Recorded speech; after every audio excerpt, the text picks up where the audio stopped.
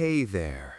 Tonight, we're drifting back through time, back through layers of memory and myth, to a story that the ancient Greeks told themselves when they wanted to understand the world around them. This is not a tale of conquest or heroic battles. This is something quieter, something that moves with the rhythm of the seasons themselves. It's the story of a daughter and a mother, of loss and return, of the darkness beneath the earth and the light that blooms above it. It's the story of Persephone. If these gentle journeys through ancient worlds help you drift into peaceful dreams, you can like and subscribe, but only if the calm truly settles over you. And if you'd like to help our peaceful historical channel grow, your support means more than you imagine. Tell me in the comments where you're listening from, the time showing on your clock, and if you still have a little sleepy energy remaining, send it our way. It's oddly comforting to know who else is drifting off to the same soft voices from the past. So let the world outside fade away. Let your breathing slow and deepen. Settle into your pillows and blankets. Let your eyes grow heavy. And let's begin, slowly, gently, with the world as it was before the change came, in the sun-warmed lands of ancient Greece, where every stone remembered stories, and where the gods walked close to the earth. The world before. Picture the landscape of ancient Greece as it was thousands of years ago, not so different from the Greece that exists today in some ways, yet different in every way that matters. The land rises and falls in gentle hills and dramatic mountains, stone bones of the earth pushing through thin soil, like the bones of something ancient, something that predates even the gods. The mountains are covered in scrub and olive trees, their silver-green leaves catching the light, turning the hillsides into rippling seas of muted color when the wind passes through. Down in the valleys, where the soil is deeper and darker, where streams run in the wet season and nearly vanish in the dry months of summer, the farmers work their fields in the rhythm that their fathers and grandfathers followed, planting grain in the autumn when the first rains soften the earth, harvesting in late spring before the brutal heat descends. They grow wheat and barley, these people of ancient Greece, and they press olives for oil, and they tend their grapevines on terraced hillsides, creating flat steps in the steep slopes so that the precious soil doesn't wash away with the winter rains. The sky is impossibly blue, the kind of blue that seems to vibrate with intensity, especially in the dry months when not a single cloud mars the dome of heaven.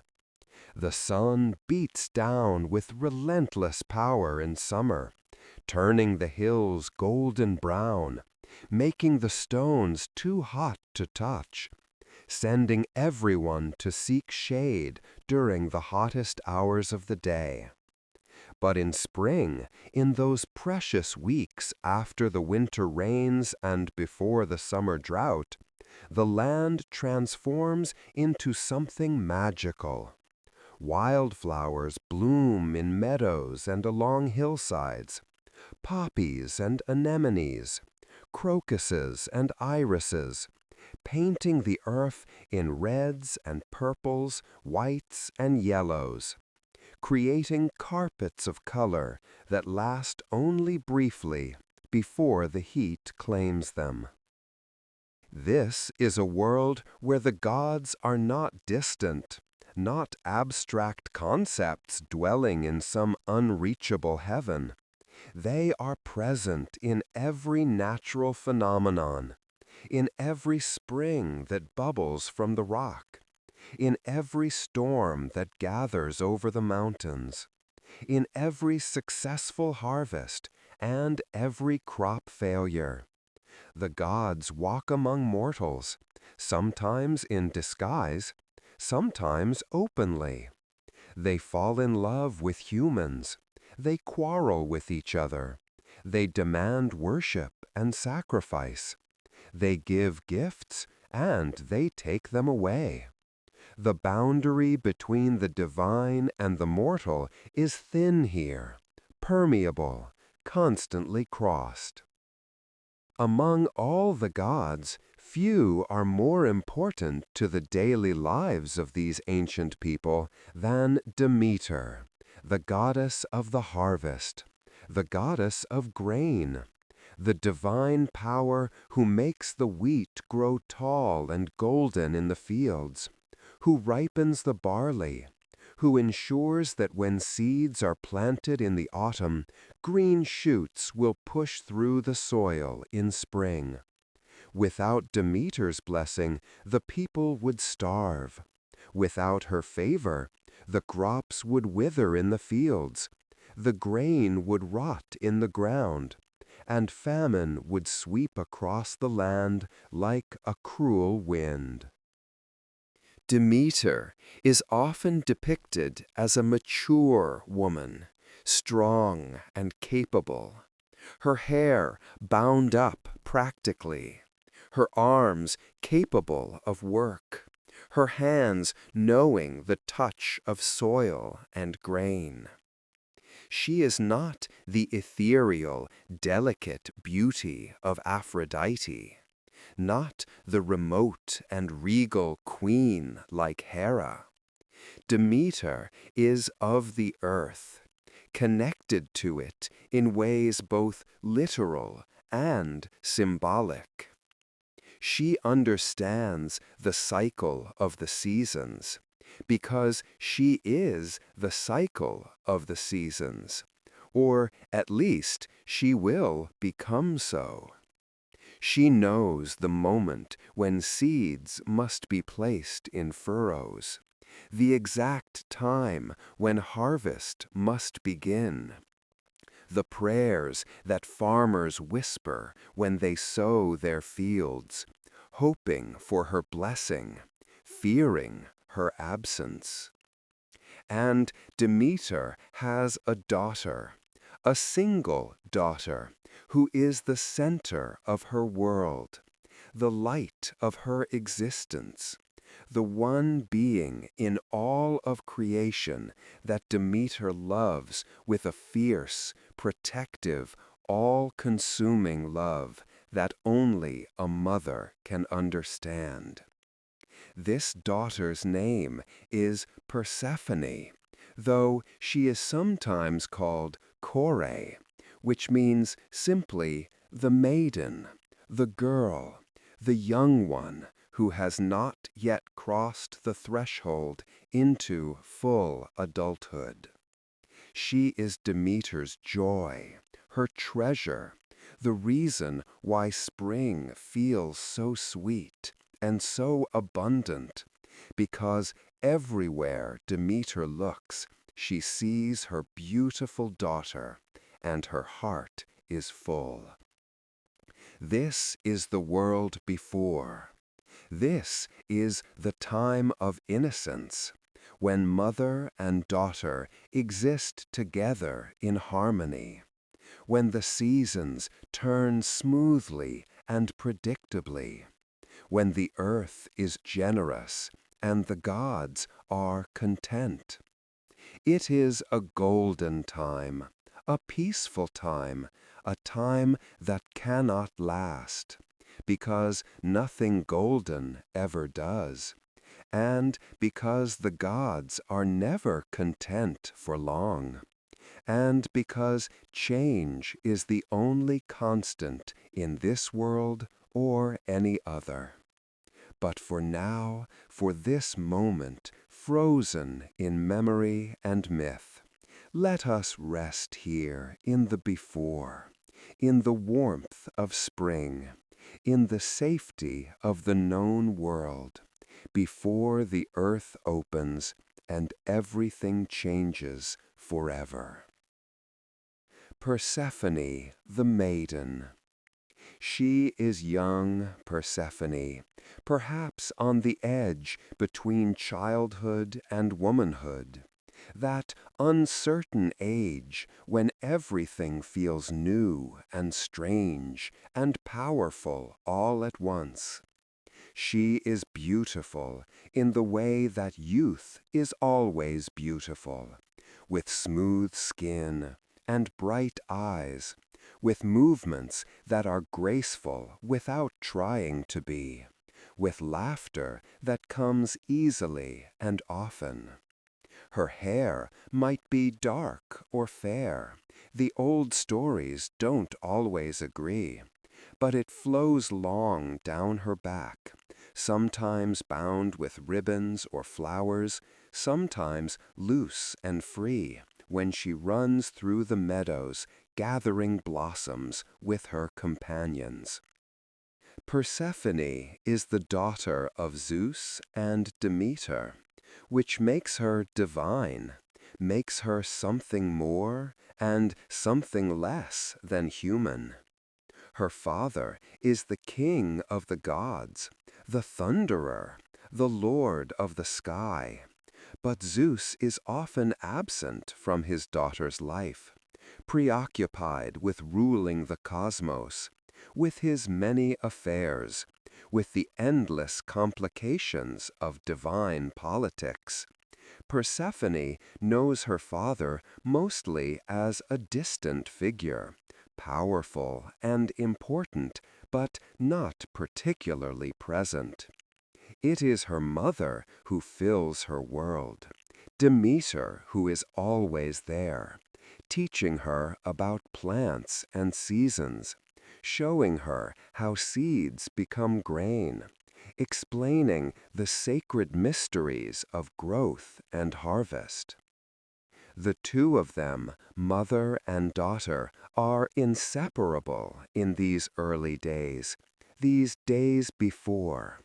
They walk together through fields of grain, Demeter explaining how each variety differs, how wheat needs more water than barley, how the timing of planting determines the timing of harvest, how everything in the natural world is connected, one thing leading to another, in an endless chain of cause and effect.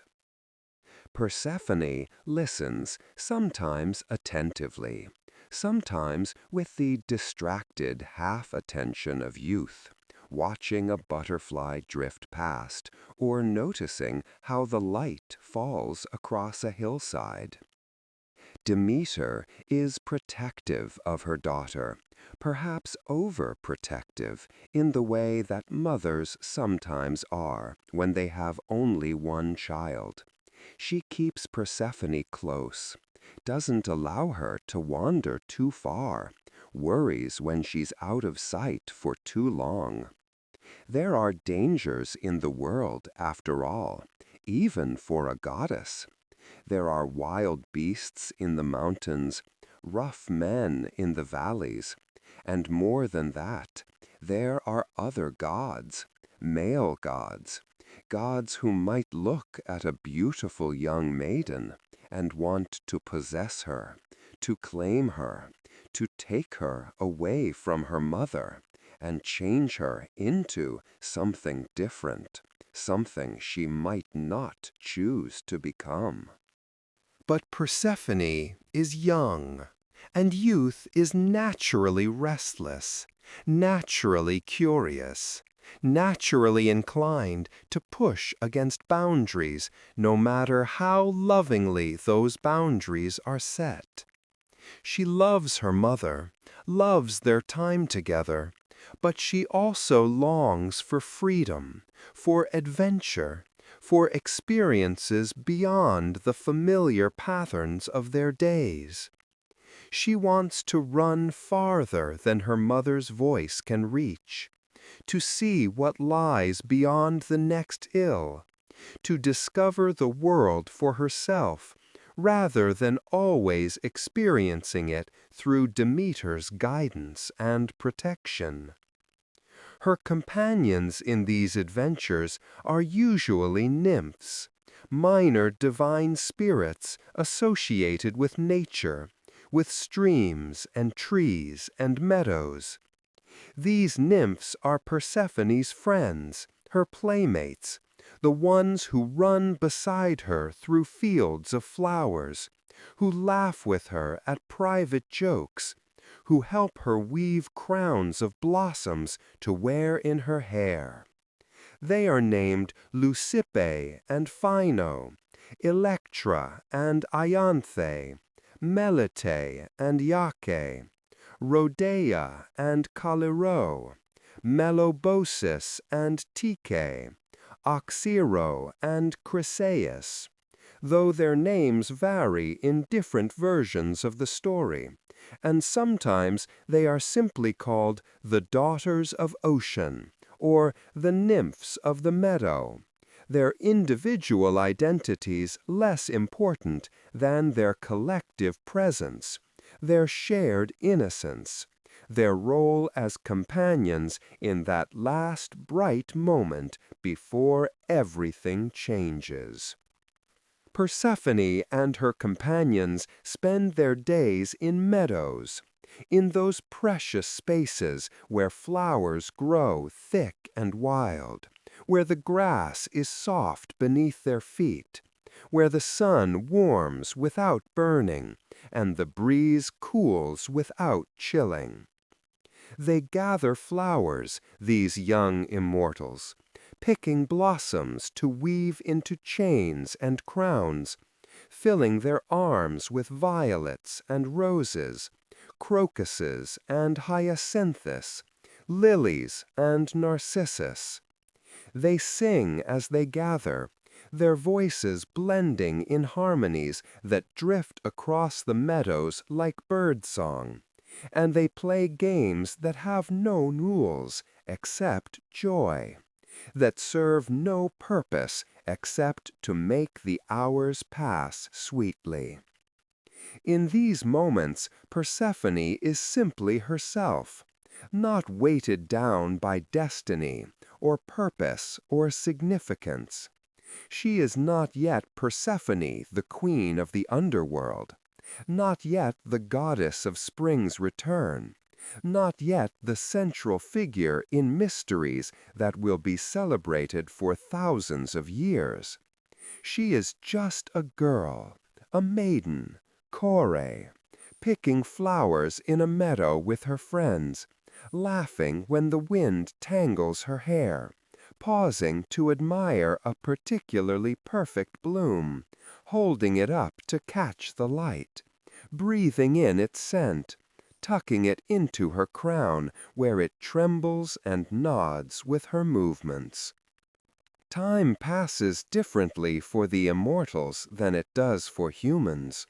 A day can stretch long and lazy, an hour can feel eternal, or whole seasons can slip by in what seems like moments. Persephone exists in this timeless time, this space of eternal youth, where nothing changes and nothing needs to change, where each day is like the day before and the day to come, a string of perfect moments stretching into an infinite future that never arrives, because there is only now, only this moment, this flower, this laugh, this friend beside her, this warmth of sun on skin, this particular perfection of being young and alive and free. But of course, nothing perfect lasts. Nothing golden endures.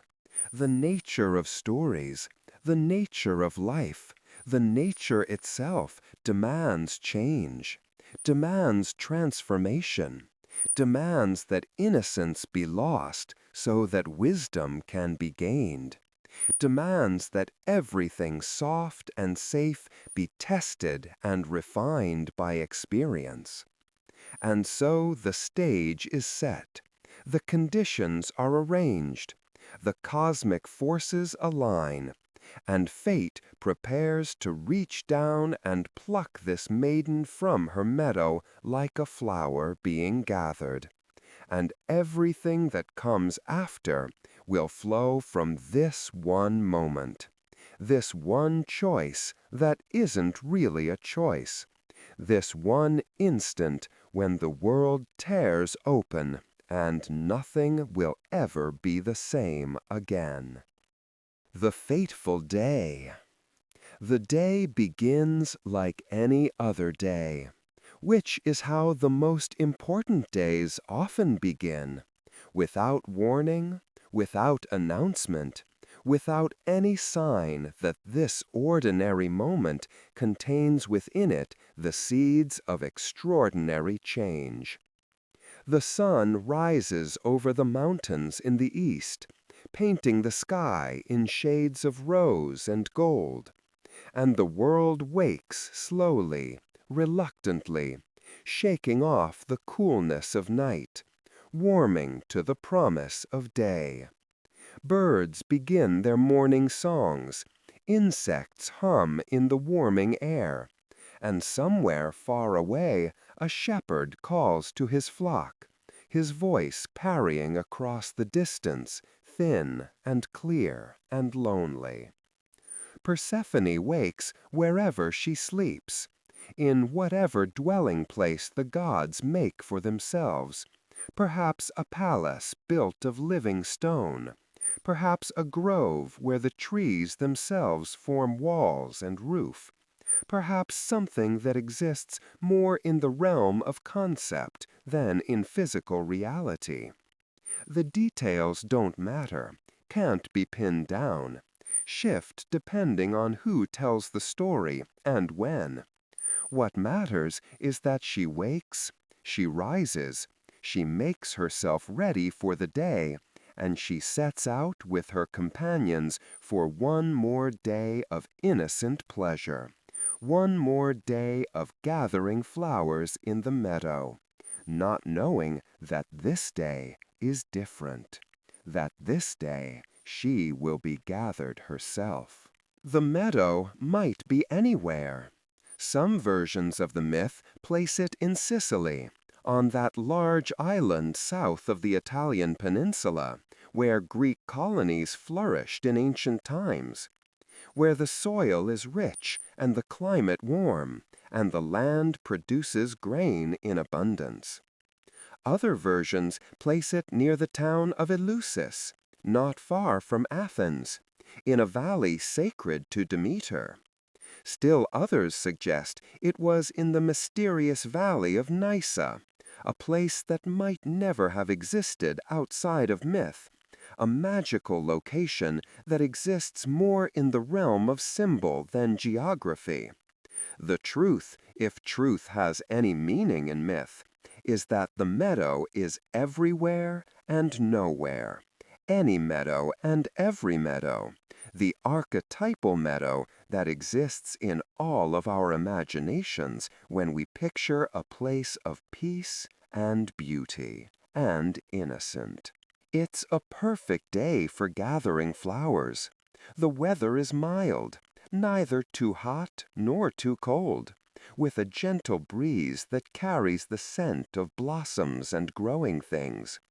The sky is clear and blue, the kind of blue that seems to go on forever, and the meadow is in full bloom, absolutely covered in flowers of every kind, a riot of color and scent that makes Persephone and her companions cry out in delight when they see it.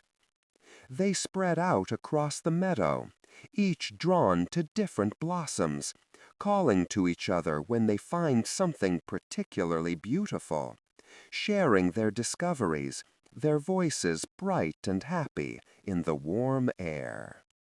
Persephone moves through the meadow like she belongs there, which she does, being a goddess of spring, being connected to growing things in ways that mortals can never fully be.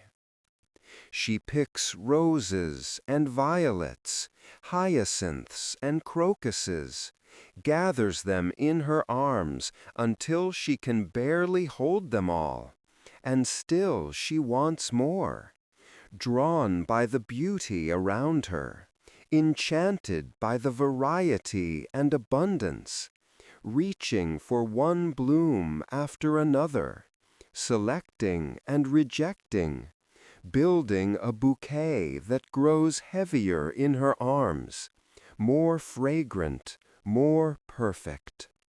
And then she sees it, the flower that will change everything, the flower that is, perhaps, not entirely a flower, not entirely natural, not entirely innocent. It's a narcissus, a flower with white petals radiating out from a central cup, simple and elegant and impossibly beautiful. But this narcissus is different from all the others growing in the meadow.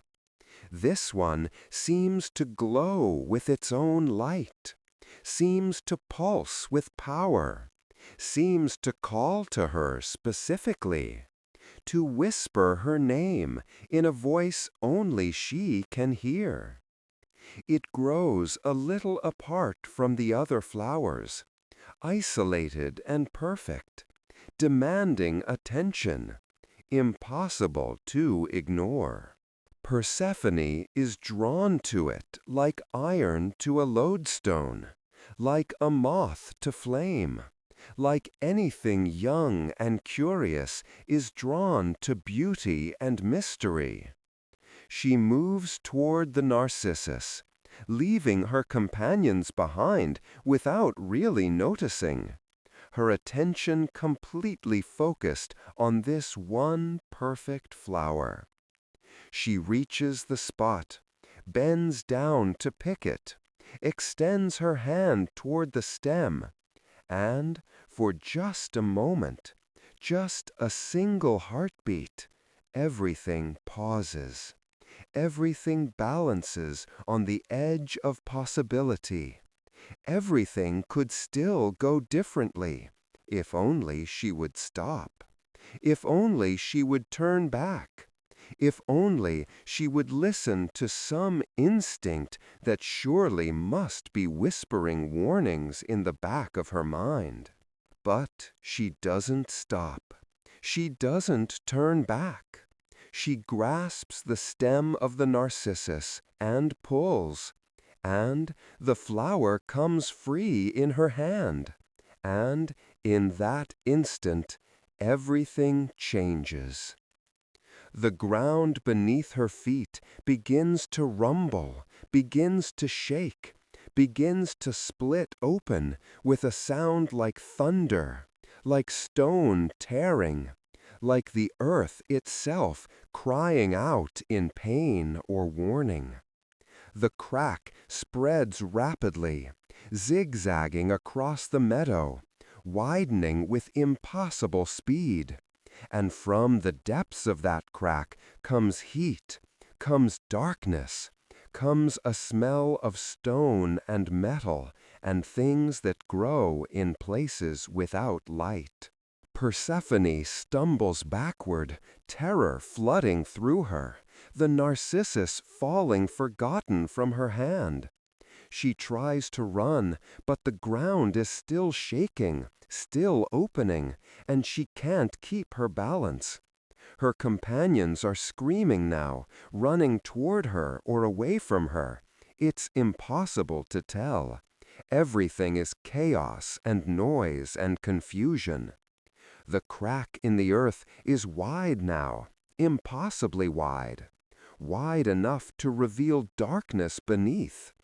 Depths that should not exist. Spaces that belong in some other realm entirely. And from those depths comes a chariot. It rises from the underworld, pulled by black horses, massive beasts with eyes like coals, their breath smoking in the warm air of the upper world.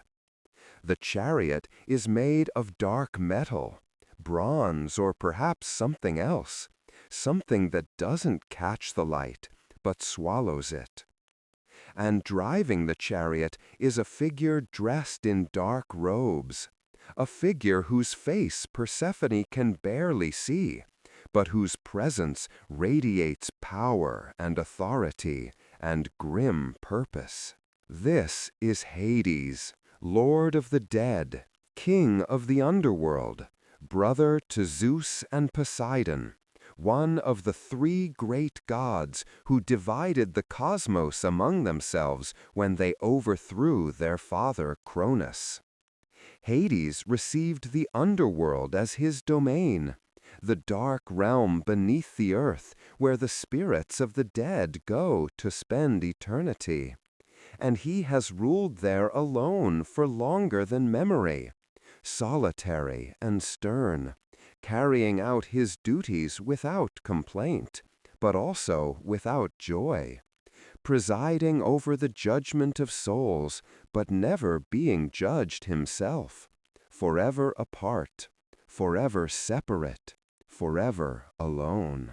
He has seen Persephone before this day, has watched her from the shadows perhaps, or seen her reflected in some dark pool in his realm, or heard descriptions of her beauty from other gods, or simply known, in the way that gods sometimes know things, that a perfect match for him exists in the world above.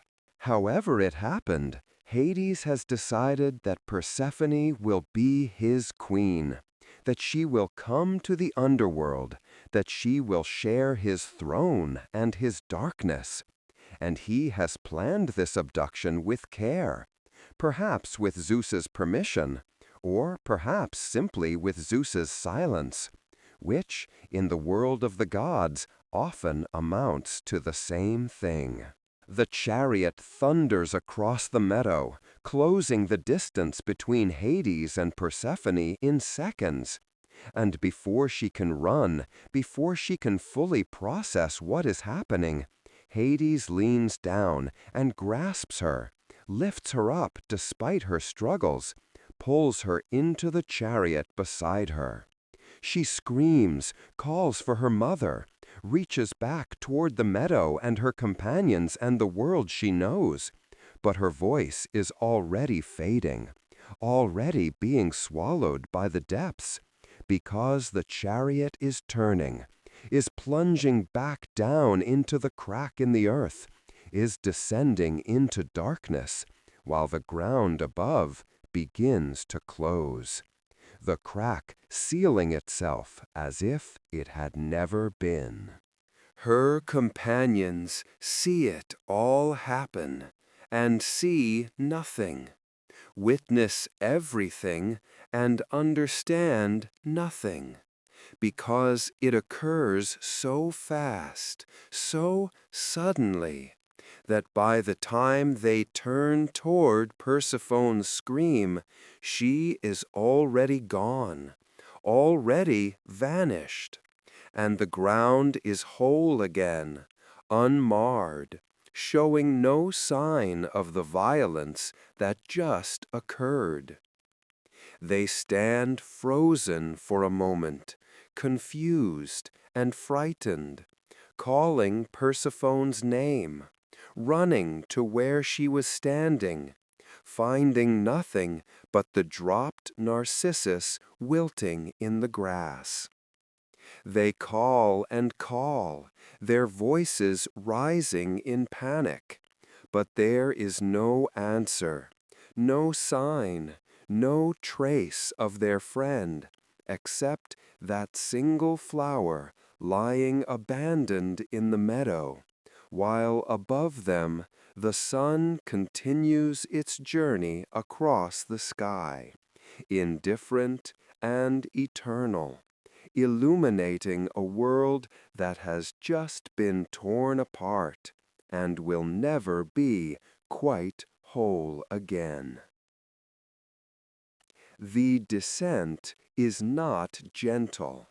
The chariot plunges through darkness, pulled by those black horses whose hooves somehow find purchase in nothing, in shadow, in the very substance of the underworld itself.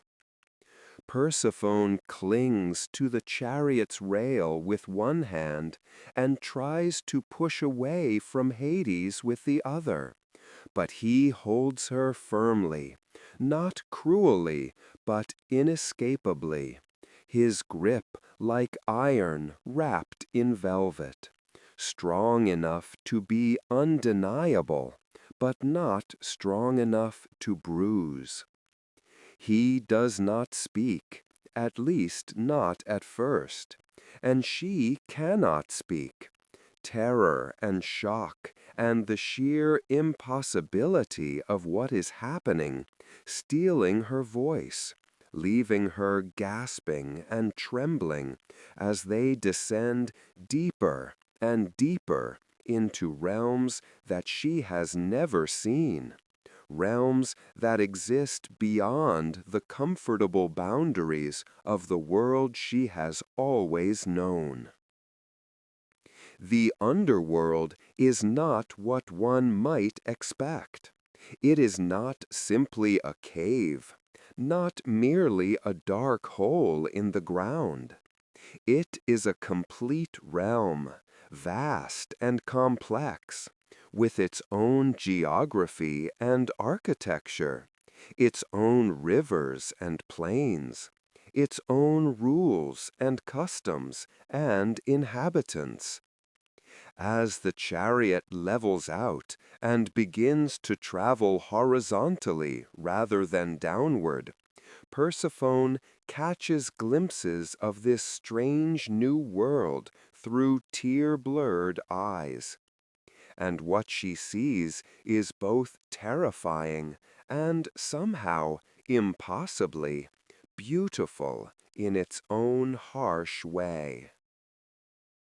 There are rivers down here, 5 of them according to the old traditions, each with its own name and nature and purpose.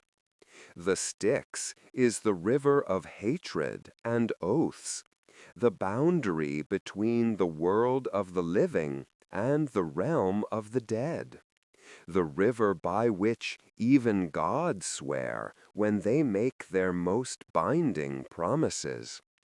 The Acheron is the river of woe and pain, its waters dark and cold, and carrying the grief of all those who have died before their time. The Phlegethon is a river of fire, its surface burning with flames that never consume themselves, never go out, providing light in the darkness and heat in the cold. And the Cocytus is the river of lamentation, where the spirits of those who cannot or will not accept their death wail and keen, their voices echoing through the caverns eternally.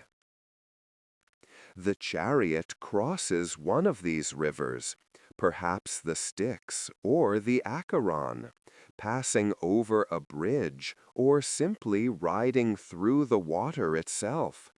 The black horse's hooves splashing in currents that seem both liquid and something more, something darker and colder and more final than any earthly water.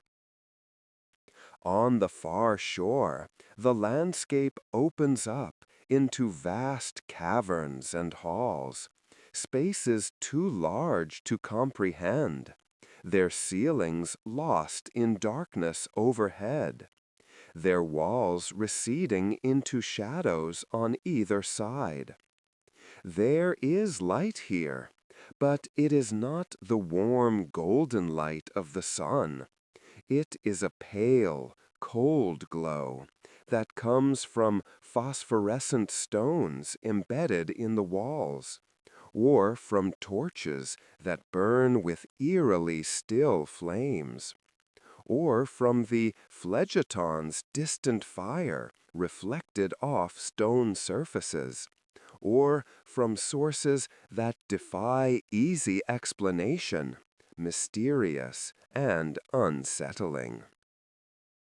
Hades rules here. This is his kingdom, his responsibility, his prison, and his pride all at once. He is one of the three great gods who overthrew the Titans and divided the cosmos among themselves. And when the lots were drawn, when the realms were assigned, Hades received the underworld. It was not a choice he made, not something he desired, but it was his duty, and Hades takes his duties seriously. He is not evil, not in the way that humans often imagine, not a devil or demon delighting in suffering. He is simply stern, implacable, incorruptible, maintaining the order of death as his brothers maintain the order of sea and sky, judging souls without mercy and without malice, ensuring that the dead remain dead and the boundaries between life and death remain intact. But he is also lonely. How could he not be? He dwells in darkness while his brothers walk in light. He is surrounded by the dead while they feast with the living. He performs his duties in solitude while they enjoy the company of other gods, the adoration of mortals, the pleasures of Olympus. No one willingly comes to the underworld except in death, and even gods avoid it when they can, uncomfortable with its reminders of mortality, its atmosphere of ending, its ruler's grim demeanor and darker realm. And so Hades decided, at some point before this day, that he would take a wife, would bring beauty and life into his dark domain, would no longer rule alone. Perhaps he fell in love with the idea of Persephone before he saw her, drawn by descriptions of her youth and beauty. Perhaps he saw her gathering flowers one day and was instantly captivated by her grace and innocence. Perhaps Zeus himself suggested the match, thinking it would be good for his brother to have a companion, not considering or not caring how Persephone or Demeter might feel about the arrangement. However it happened, Hades determined to make Persephone his queen. And what Hades determines, Hades accomplishes, because in his realm, at least, his will is absolute. The chariot carries them through winding passages and across dark plains, past crowds of shadowy figures who are the souls of the dead, pale and insubstantial, their faces vague and their voices thin, wandering in aimless patterns or standing still as statues, lost in whatever memories or regrets or longings define their afterlife. Persephone sees them and is horrified, understanding for the first time where she is, understanding that these are the dead, that she has been brought to the realm of death itself, that she is surrounded by endings and loss, and everything her mother fought against every spring when she called the grain up from the earth and made the world bloom again. Finally, the chariot arrives at a palace, a massive structure carved from living rock, or perhaps grown from it like a crystal, its surfaces smooth and dark, its halls vast and echoing, its chambers numerous and ornate in a style that values austerity and permanence over comfort and warmth. This is Hades's home, the seat of his power, and he brings Persephone here, into the heart of his kingdom, and finally sets her down, releases her from his grip, though there is nowhere she can run, nowhere she can go, because the underworld is not a place one simply walks away from, not a realm that releases its inhabitants easily. He speaks to her then, perhaps for the first time, his voice deep and measured and carrying a weight of authority that makes it impossible to ignore. He explains that she is to be his queen, that she will rule beside him, that he has chosen her and will treat her with the honor due her station. He is not apologetic, not in these initial moments, because gods rarely apologize for taking what they want. But neither is he cruel. He is formal, respectful even, explaining the situation as he sees it, perhaps expecting that she will come to accept it, come to understand that being queen of the underworld is not a punishment, but an elevation, not a tragedy, but a destiny. But Persephone does not see it that way. She sees only that she has been stolen from her home, torn from her mother, trapped in darkness, and surrounded by death. She does not want power or position or immortal glory, if the price is everything she holds dear. She wants only to go home, to return to her mother, to feel the sun on her face and the grass beneath her feet, and the freedom of running through fields of flowers with her companions. And so she refuses. She turns away from Hades, searches for a way out though there is none, calls for her mother, though Demeter cannot hear her in these depths, weeps until her throat is raw and her eyes are swollen, and her strength is exhausted.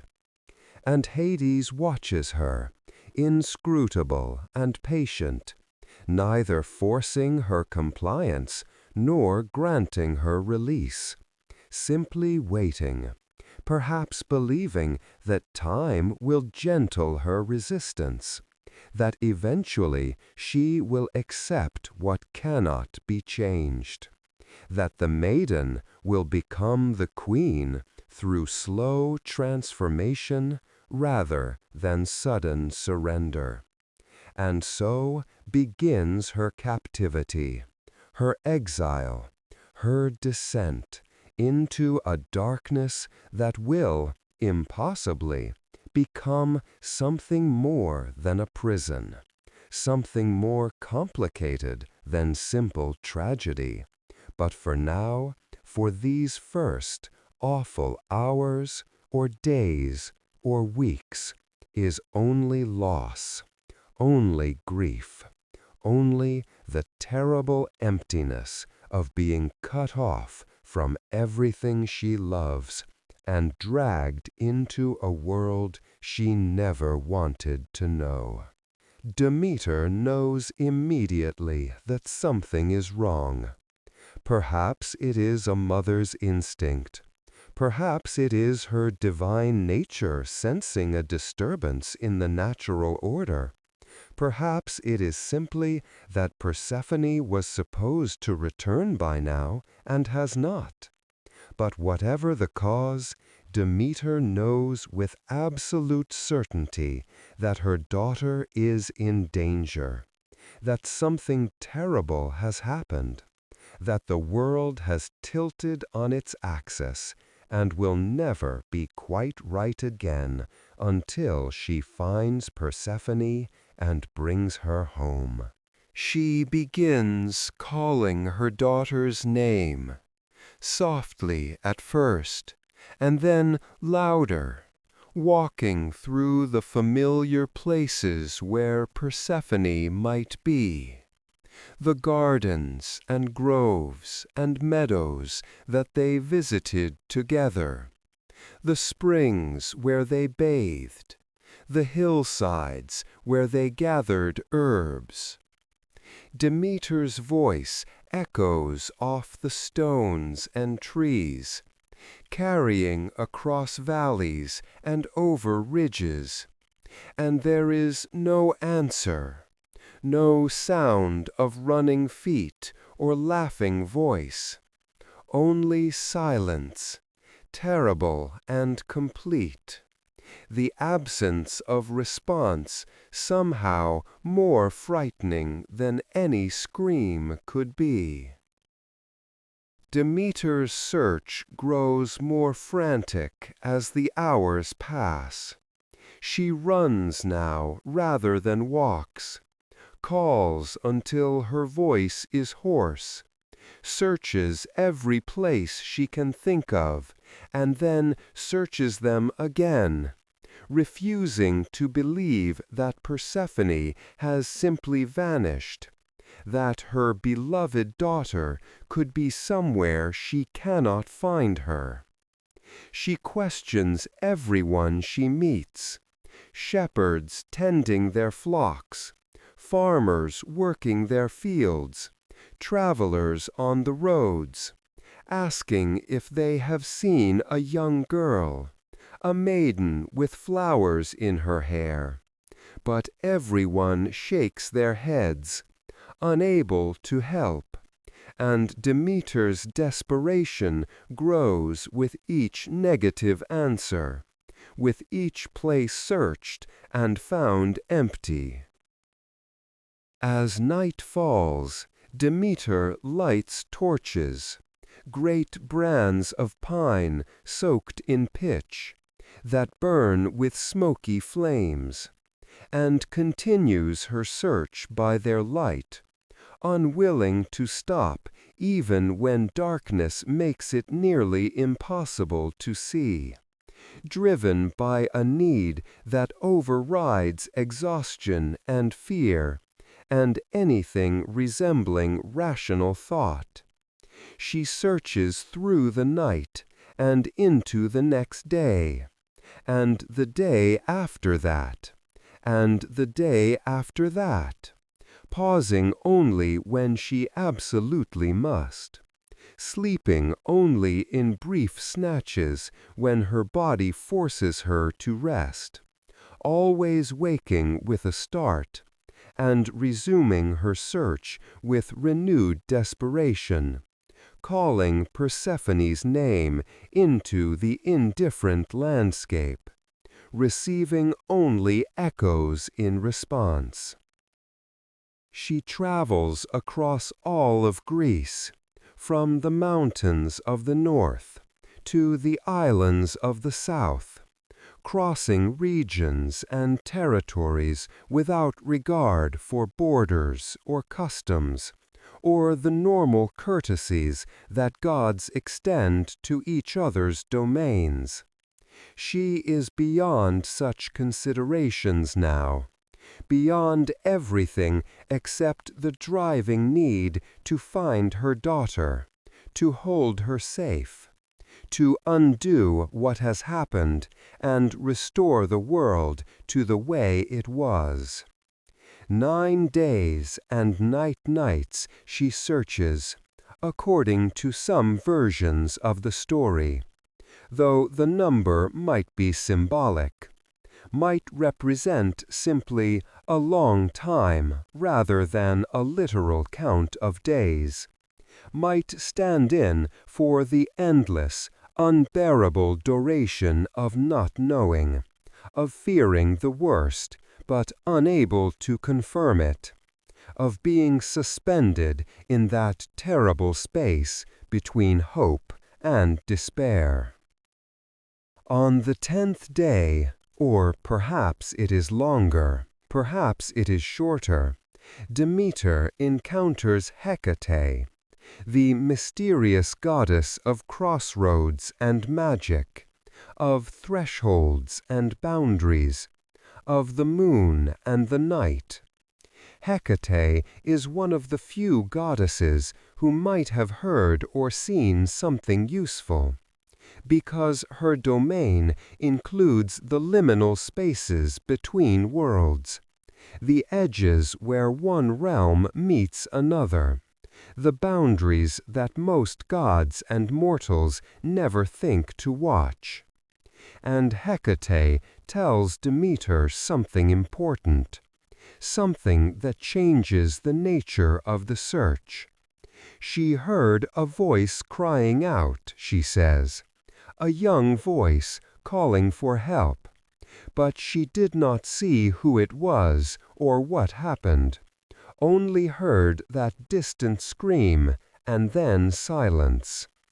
It is not much, but it is something, and Demeter seizes on this fragment of information like a drowning person grasping at driftwood. If Hecate heard a scream, then Persephone must have been in trouble, must have been taken, or attacked, or hurt. And Demeter needs to know more, needs to find out what happened and who is responsible. Hecate suggests that Demeter seek out Helios, the Titan god of the sun, who travels across the sky each day in his chariot, and sees everything that happens in the world below. If anyone knows what happened to Persephone, it would be Helios, because his light illuminates all things. His gaze misses nothing. His position high above allows him to witness events that occur hidden from ground level. Demeter finds Helios as he is finishing his daily journey across the sky, perhaps as he is about to descend into the ocean in the west, perhaps as he is preparing to pass through the underworld to return to the east for the next day's journey. She confronts him with a mother's desperation, demanding to know if he saw what happened to Persephone, begging him to tell her anything he knows, ready to humble herself or threaten him or do whatever is necessary to get information about her missing daughter. and Helios, who cannot lie because his nature is to illuminate truth, tells her what he saw. He saw the earth split open, he says, saw a chariot emerge from the depths, saw Hades himself reach down and seize Persephone, saw the girl's struggles and heard her screams, saw the chariot plunge back into the underworld with Persephone inside, saw the earth seal itself behind them as if nothing had happened. He tells Demeter that her daughter has been taken to the underworld, that she is now in Hades's realm, that she has become his queen, or is meant to become his queen, and that this was done with Zeus's knowledge, if not his explicit permission, that the king of the gods knew about the abduction and chose not to prevent it. The information hits Demeter like a physical blow. Her daughter has been taken to the land of the dead. She is in Hades's power, in the darkest realm, the place from which no living thing returns. And Zeus knew. Her own brother, Persephone's father, knew this was going to happen and did nothing, said nothing, allowed Hades to steal their daughter away, as if she were property to be distributed, rather than a person with her own will and desires. The betrayal is almost worse than the abduction itself. The realization that the gods she should have been able to trust conspired against her and her child, that the bonds of family meant nothing when set against divine politics and the desires of powerful males. Helios, perhaps trying to soften the blow, perhaps simply stating what he sees as obvious, suggests that being queen of the underworld is not such a terrible fate, that Hades is a powerful god, that Persephone will be honored and respected, that surely this will all work out for the best. But Demeter is not interested in hearing how this might be good, not consoled by assurances of Hades's honor or Persephone's future station. Her daughter has been stolen, dragged into darkness, trapped in a realm of death, and no amount of status or power can make that acceptable, can make that anything other than the worst violation Demeter can imagine. Her grief transforms into rage, a cold, implacable fury that is more terrifying than any hot anger could be. If the gods will not help her, if they will conspire against her, if they will allow her daughter to be stolen and then suggest she should be grateful for it, then she will make them understand the cost of their betrayal. She will remind them and all the world that Demeter is not simply a goddess to be ignored, not a mother's grief can be dismissed, but a power on whom all life depends. And when she withdraws that power, when she refuses to perform her duties, when she lets her rage flow out to touch the earth itself, then everyone, gods and mortals alike, will learn what happens when you steal the harvest goddess's only child. The change does not happen all at once. The fields do not suddenly wither. The crops do not instantly die. The earth does not immediately become barren. The transformation is gradual, subtle at first, like a slow poison working its way through a body, spreading from one place to another, until the illness becomes undeniable, until the symptoms can no longer be ignored or dismissed as temporary, until everyone understands that something fundamental has broken and will not heal on its own. It begins in the places most sacred to Demeter, the shrines where she received offerings, the fields where her worship was strongest. The farmers notice first, because farmers are always the first to notice when something is wrong with the earth.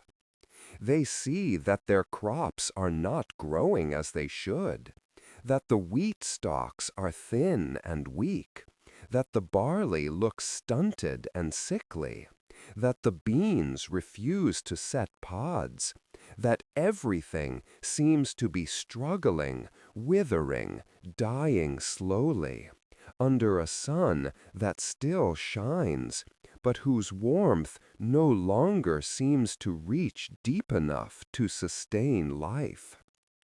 The blight spreads outward from those initial places, moving across Greece like a wave of death, touching field after field, valley after valley, island after island, until nowhere is spared, nowhere remains untouched by Demeter's grief and rage. The autumn planting yields nothing when spring comes. Seeds put into the ground remain there, refuse to sprout, rot in the soil, or simply vanish as if the earth itself has rejected them. The few crops that do manage to grow never reach maturity, never develop grain, never produce anything that can be harvested and stored against the coming winter. Demeter has abandoned her post. She has turned her back on her divine responsibilities, has ceased to care for the grain and the harvest, has let her power withdraw from the earth like water draining from a fountain. She wanders the world in grief and rage, disguised sometimes as an old woman, sometimes revealing her true divine nature, visiting cities and temples and shrines, always searching for some way to reach the underworld, some loophole or ally who might help her undo what has been done. The mortals suffer first.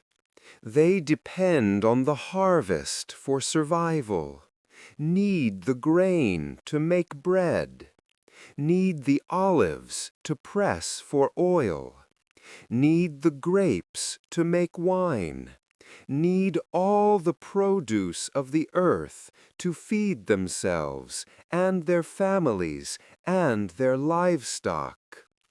When the crops fail, people go hungry. When hunger continues season after season, people begin to starve. The strong survive longest, but eventually even they weaken, and the old and the young die first, bodies growing thin and frail, ribs standing out starkly, eyes growing dull, movements becoming slow and careful as strength leaches away with each passing day of insufficient food. Famine sweeps across the land like a plague. Villages become ghost towns as people abandon their homes to search for food elsewhere, wandering as refugees, begging at the gates of cities that have little enough for their own populations and nothing to spare for desperate strangers. Social order begins to break down as people grow desperate to steal, to fight over scraps, to do things they never would have considered in times of plenty. The bonds that hold communities together strain and sometimes break under the weight of starvation and fear, and the terrible knowledge that tomorrow will be worse than today, that there is no relief coming, that the gods have turned their faces away and left humanity to suffer the consequences of divine politics and family quarrels. But it is not just the mortals who suffer, though they suffer most and die, while the gods merely go hungry. The gods themselves depend on mortals for worship, for sacrifices, for the sweet smoke of offerings rising up to Olympus to sustain them in ways both practical and symbolic. When people are starving, they have nothing to sacrifice. When crops fail, there is no grain to burn on altars, no wine to pour out as libations, no animals fat enough to be worth offering to the divine. The smoke of sacrifice grows thinner, appears less frequently, finally ceases almost entirely, and the gods find themselves diminished, weakened, cut off from the source of worship that gives meaning and purpose to their existence. The seasons lose their definition. Summer, which should be a time of growth and warmth and abundance, becomes simply another version of the barrenness that characterizes the rest of the year. Autumn brings no harvest because there is nothing to harvest. Winter is colder than it should be, harsher, more deadly, with snow falling in places that rarely see it, and frost reaching down into valleys that should be protected. Spring, when it comes, brings no relief, no renewal, no burst of growth and greenery, only more of the same brown deadness, the same withered landscape, the same absence of life and hope and future.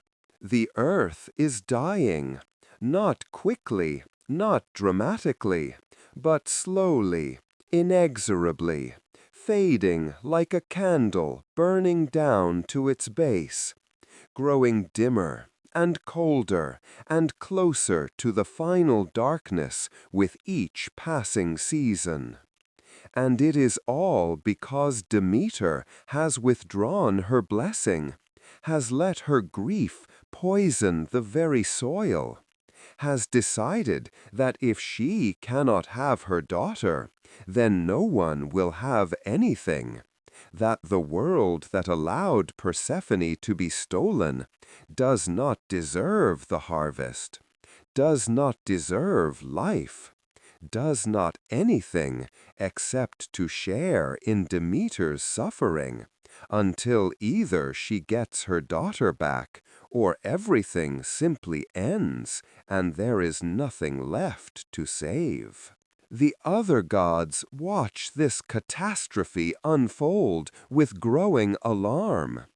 At first, they might have hoped that Demeter's anger would burn itself out, that she would eventually accept what happened and return to her duties. that the crisis would resolve itself without intervention. But as the months turn into seasons, and the seasons turn into years, as the mortal population dwindles, and the sacrifices cease, and the world itself seems to be approaching some kind of final ending, even the most detached and indifferent gods begin to understand that this cannot continue, that something must be done, that the natural order itself is at stake. Zeus, as king of the gods, as the one ultimately responsible for maintaining cosmic balance, and the brother who knew about the abduction and allowed it to happen, finally recognizes that he must act. He cannot simply let the world die because of a family dispute. He cannot allow Demeter's grief to destroy everything.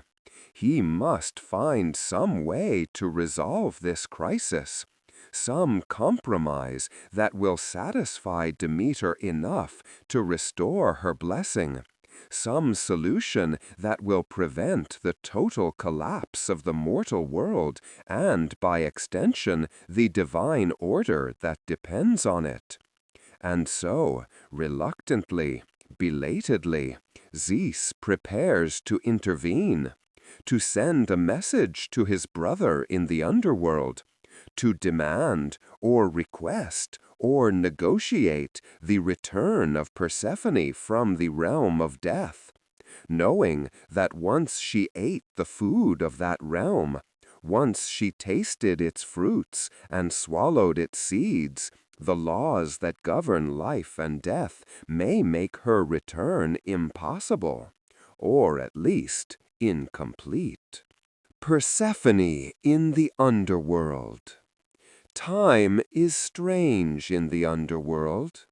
It does not flow the way it does in the world above, where the sun marks the hours, and the moon counts the days, and the seasons turn in their endless cycle. Down here, in these depths beyond the reach of sun and moon and stars, time becomes something more like mood than measurement, something that can stretch or compress depending on circumstance, something that might pass quickly or slowly or not at all, without any external marker to indicate its passage. Persephone has been in the underworld for what might be days, or might be months, or might be years, she cannot tell, has lost the ability to measure duration, exists in a permanent now that never quite becomes then, that has no real connection to before or after, that simply is, unchanging and unchangeable.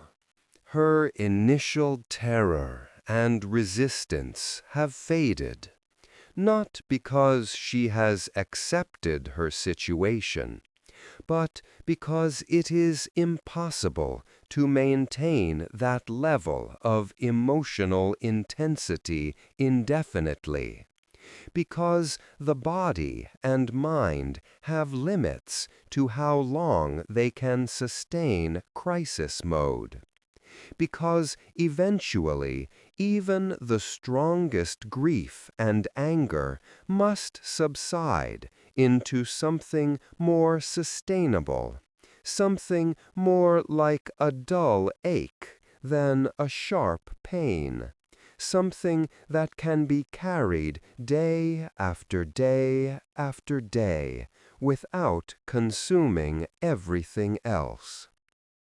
She has come to know the palace, these vast halls carved from or grown from living stone, these chambers that echo with her footsteps, These corridors that wind and branch and sometimes seem to rearrange themselves when she is not looking. There are treasures here, because Hades is lord not only of the dead, but also of everything that comes from beneath the earth. All the gold and silver and precious gems that mortals dig from mines, all the wealth hidden in the ground belongs ultimately to him. The palace is adorned with these treasures, not ostentatiously, but ubiquitously. Gold veining the walls like blood vessels, silver forming patterns on the floors, gems embedded in ceiling and pillar and door frame, all of it reflecting the cold, pale light in ways that should be beautiful, but somehow are not, that speak more of wealth without warmth than of true splendor. She has met the other inhabitants of this realm. There are servants, though whether they are the dead, or spirits, or something else entirely, she cannot quite determine. They move silently through the halls, attending to tasks that may or may not have meaning, appearing and disappearing without warning or explanation. There are the three judges of the dead, Minos and Rhadamanthus and Aeacus, stern figures who preside over the judgment of souls, assigning each spirit to its proper place in the afterlife based on how they lived. There is Charon, the grim ferryman, who transports souls across the river Styx, demanding payment for his services, turning away those who cannot pay. There is Cerberus, the three-headed dog, who guards the entrance to the underworld, preventing the dead from leaving, though allowing new arrivals to enter easily enough. And there is Hades himself, her captor, her unwanted husband, the god who rules this realm with absolute authority, and who has determined that she will share that rule whether she wishes to or not. He is not unkind to her, not in these long days or months or years of her captivity. He gives her chambers of her own, beautiful in their austere way, furnished with every comfort that the underworld can provide. He allows her freedom to wander the palace and even the wider realm. But where would she go? How could she escape, when every path leads deeper into death, and the only way out is guarded and sealed? He speaks to her with respect, treats her as queen, even though she has never accepted the title, explains to her the workings of his kingdom, the laws that govern death, the duties he performs day after day after day. There are moments, strange and unexpected moments, when Persephone finds herself almost understanding him. He is lonely, that much is obvious, isolated in this place where no one comes willingly, where even his brother gods avoid visiting, where he carries the weight of terrible responsibilities without respite or relief. He is not cruel by nature, does not take pleasure in suffering, performs his duties because they must be performed, maintains order among the dead because the alternative would be chaos. He chose her, she realizes, not to hurt her, but because he needs her, because ruling the underworld alone has hollowed him out over the ages, because he saw in her something that might bring light to his darkness, life to his realm of death, companionship to his endless solitude. But understanding is not forgiveness, and recognition of his loneliness does not make her abduction acceptable, does not undo the violation of being stolen from everything she loved, does not replace the mother she misses with a desperate ache that never quite goes away, no matter how much time passes. She resists still, in her own way, through silence and distance, through refusing to fully engage with him, through maintaining some core of herself that he cannot reach, cannot touch, cannot transform into the willing queen he wishes she would become. And through all this time, however long it is, she has refused to eat. It is the one act of resistance available to her, the one way she can maintain some control over her fate, because there is a law in the underworld, ancient and unbreakable, that says if you eat the food of the dead, if you consume anything that grows in or comes from this realm, then you are bound to it, tied to it, unable to fully return to the world of the living. As long as she does not eat, she remains apart, remains still connected to the upper world, retains the possibility of return, even if she cannot see how that return might happen.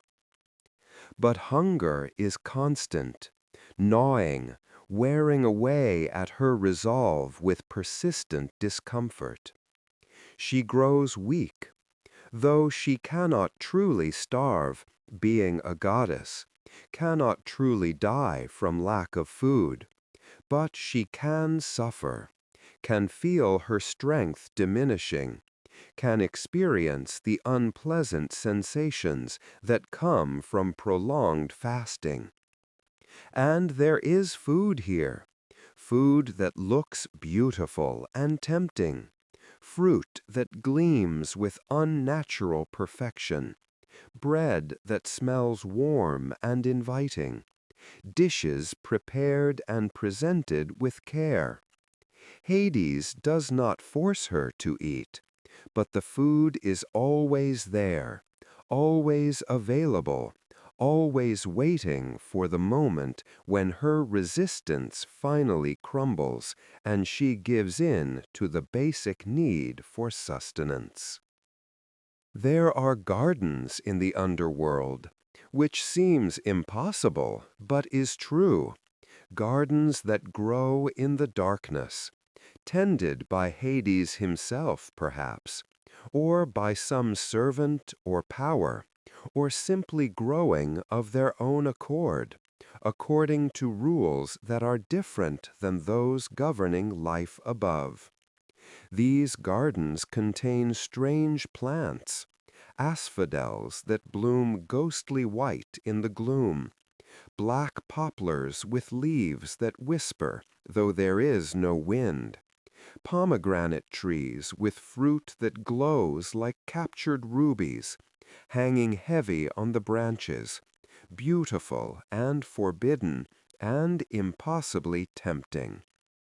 And one day, or one night, or one moment indistinguishable from any other moment in this place without time, Persephone is in the garden, walking among the trees, and she sees a pomegranate lying on the ground, fallen from a branch or perhaps placed there deliberately, ripe and perfect, and calling to her with a hunger that is more than physical, that is psychological, that is the accumulated weight of all the time she has spent resisting, all the strength she has poured into refusing, all the will she has spent maintaining her separation from this place.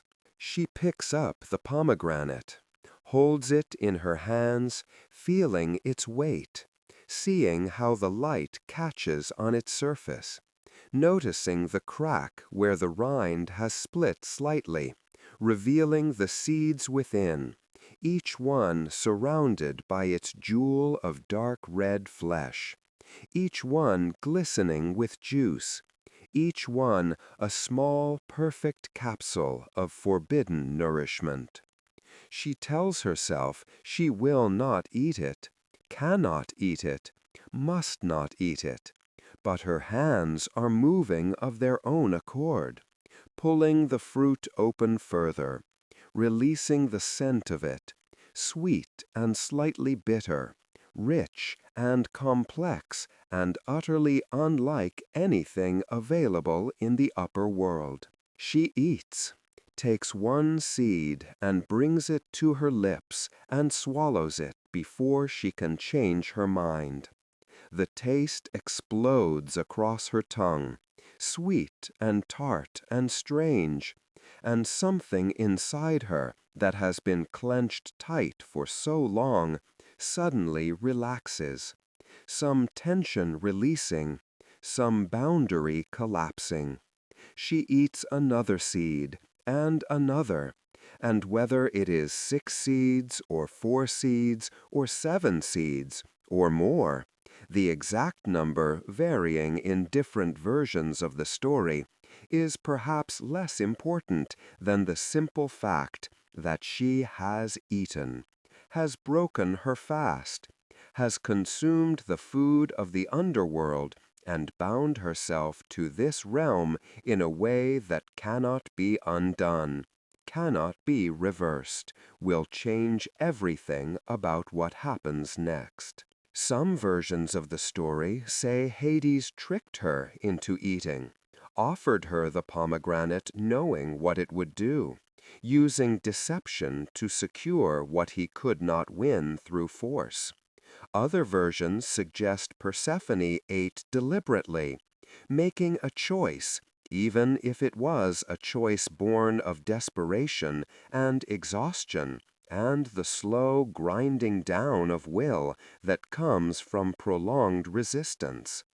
Still other versions hint at something more complex, a moment of genuine connection between captor and captive, an instant when Persephone saw something in the underworld or in Hades himself that made her decide, consciously or unconsciously, that binding herself to this realm was not entirely unwanted, that perhaps she could find a way to be both maiden and queen, both daughter and wife, both creature of light and darkness.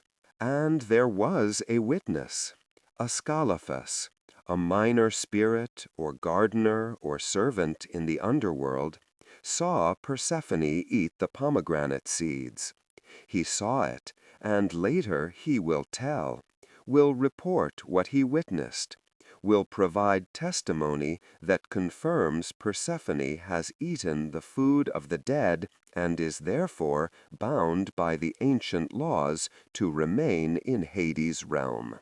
The gods cannot easily override these laws, cannot simply take Persephone back as if nothing happened, and Ascalaphus's witness testimony will ensure that everyone knows the truth, that no one can claim ignorance or find a loophole based on lack of evidence. But Persephone does not know this yet, does not understand the full implications of what she has done.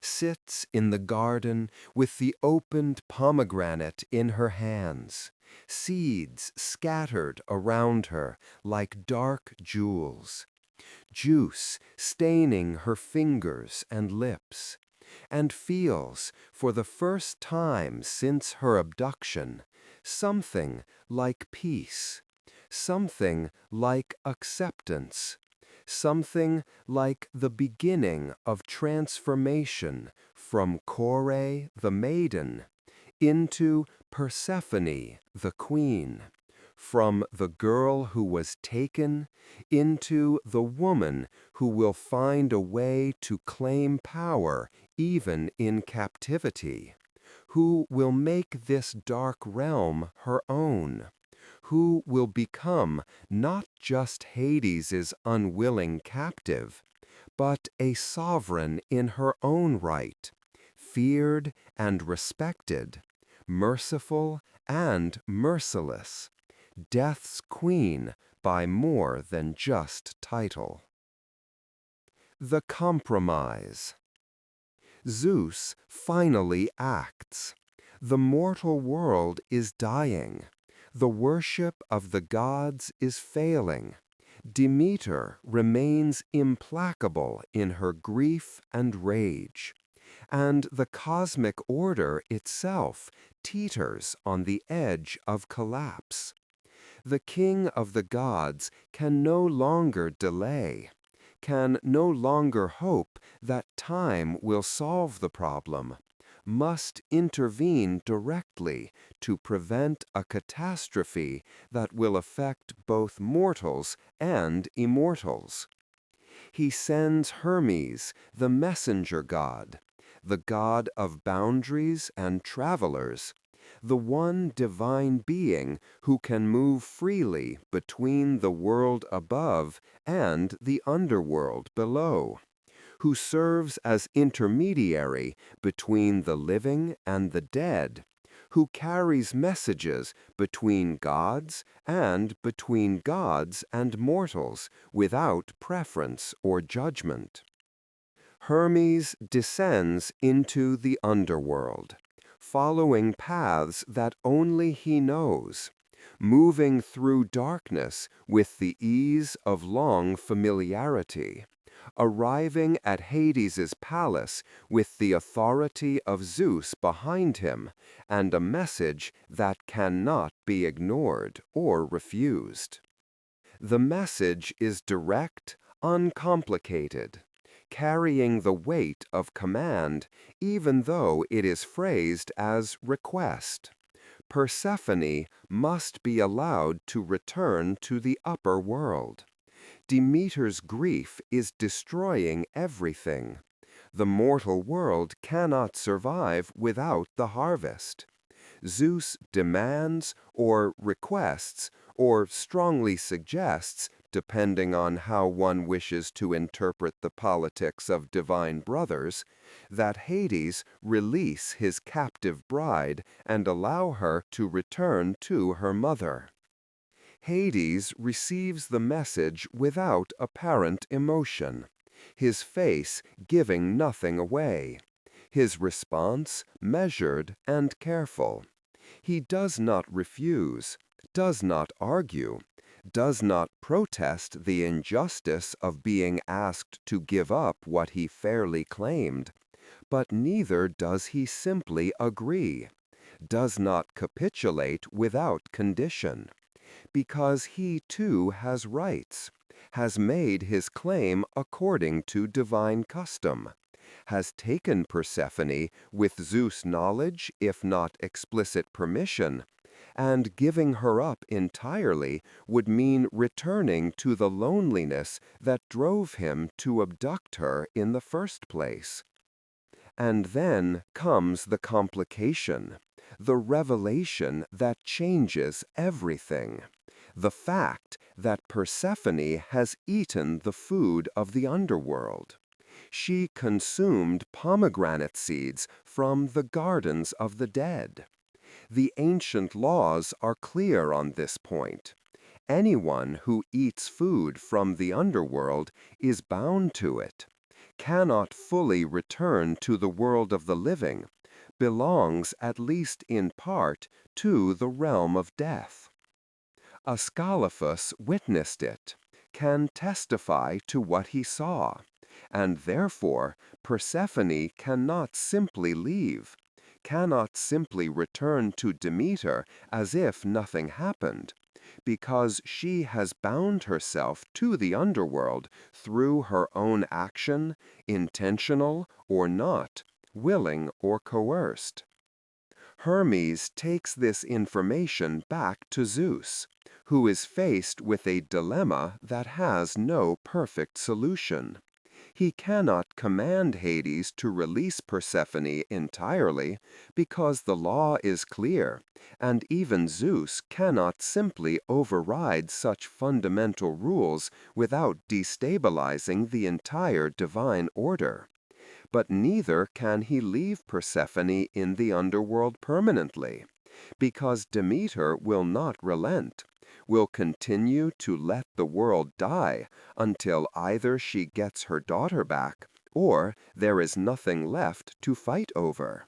He needs a compromise, a solution that satisfies both parties at least partially, that acknowledges both Demeter's rights as mother and Hades's claim as husband, that allows the natural order to function while respecting the laws that govern death. The solution, when Zeus arrives at it, is elegant in its simplicity and painful in its implications.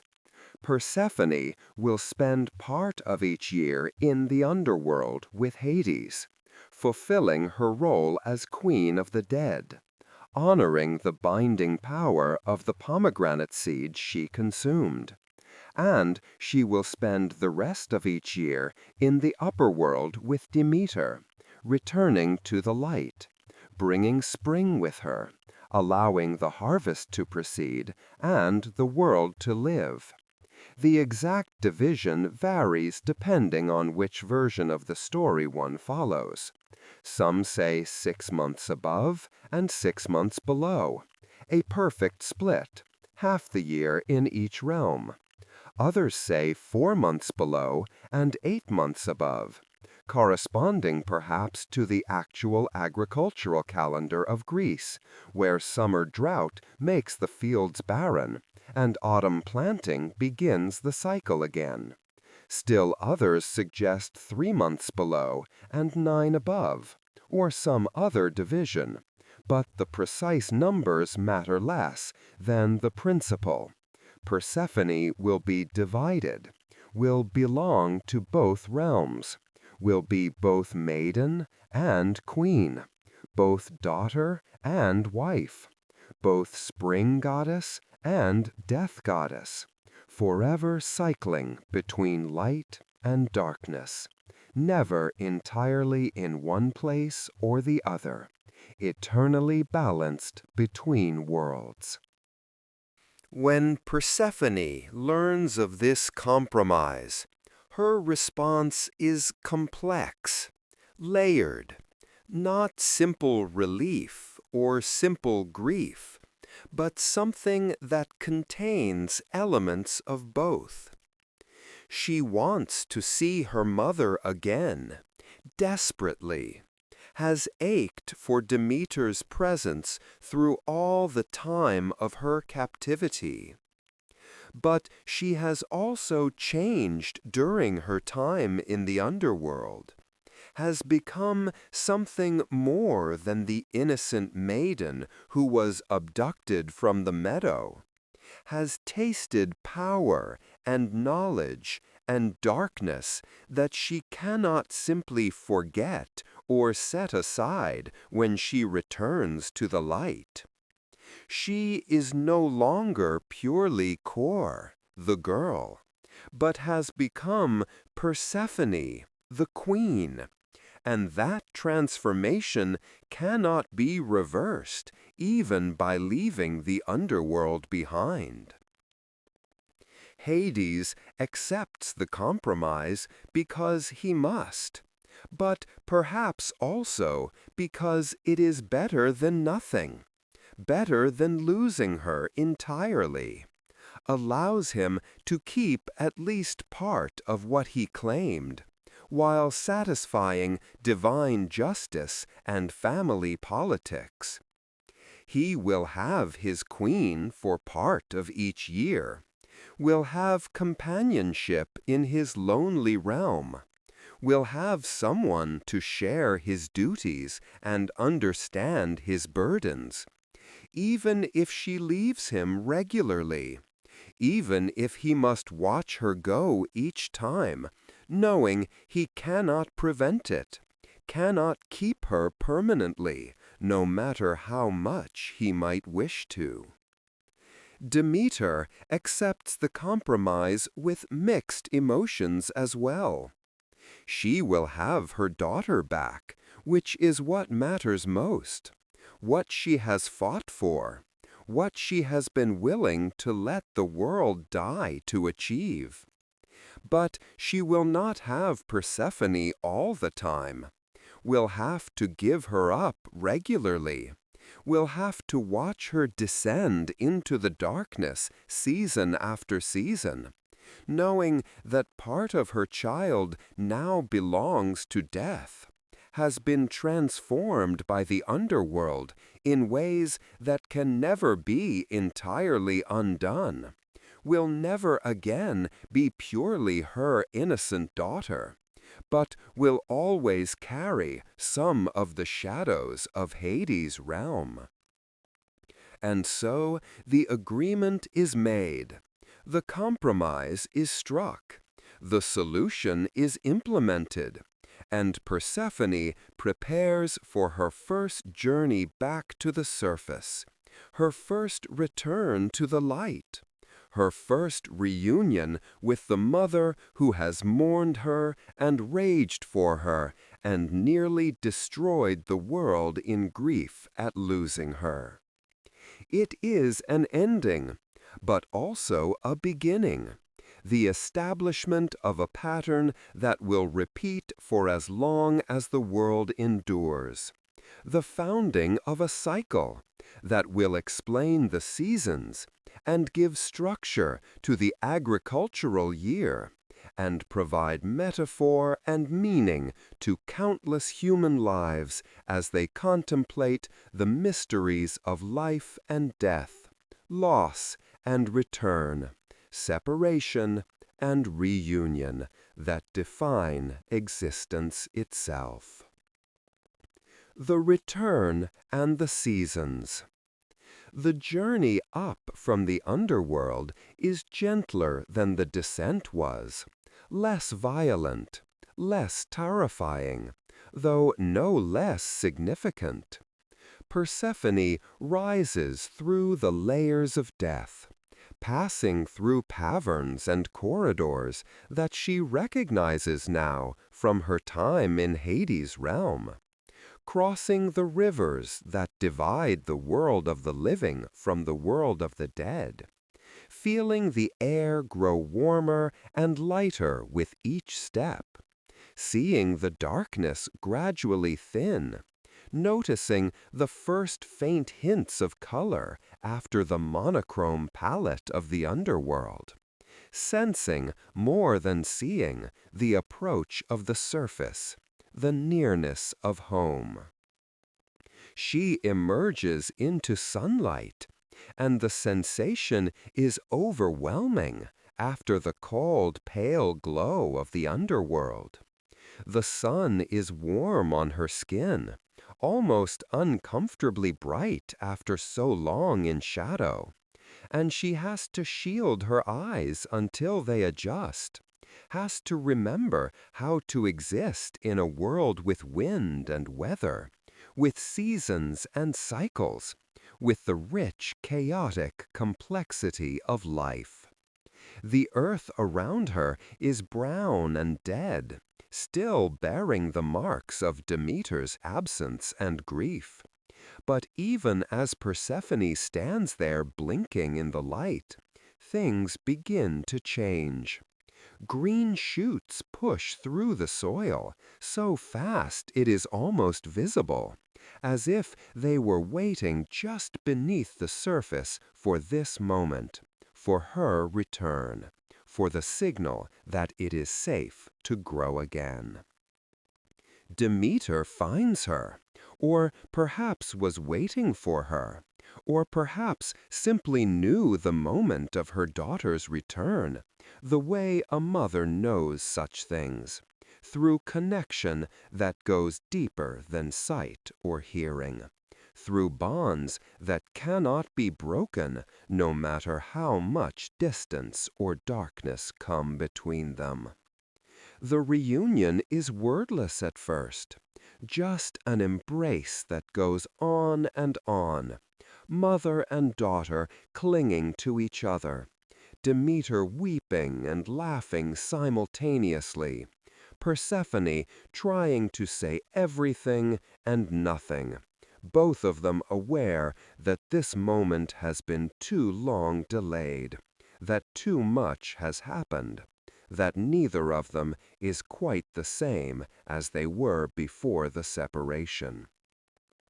Eventually, words come, a torrent of them, Demeter asking questions faster than Persephone can answer, wanting to know everything, needing to hear that her daughter is well, that she was not hurt, that, despite everything, she is still herself. Persephone answers as best she can, editing her story, perhaps not telling everything about the darkness, about her slow transformation, about the moment she ate the pomegranate seeds, about the complicated feelings that have developed towards Hades and the underworld, about the ways she has changed that even she does not fully understand yet. And even as they talk, even as they hold each other and weep and begin the slow process of reconnection, the world around them is transforming.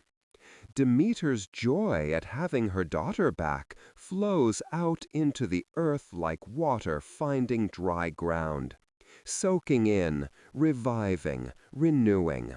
The fields that were dead and barren begin to green over, grass pushing up, wildflowers blooming, trees putting forth leaves, the whole landscape awakening as if from winter sleep, even though seasons have lost their meaning during Demeter's grief.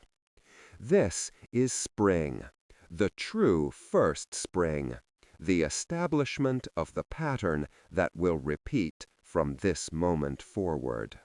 The farmers who survived the famine stumble from their homes to see this miracle, this sudden greening of the world, this restoration of hope.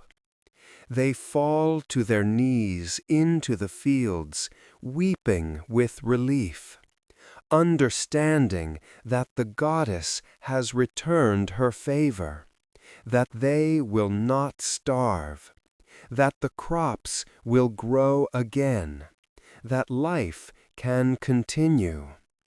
They plant their seeds with shaking hands, hardly daring to believe, and watch in amazement as the shoots appear within days, as the grain grows tall and strong, as everything that was dead comes surging back to life in a wave of green that sweeps across the land.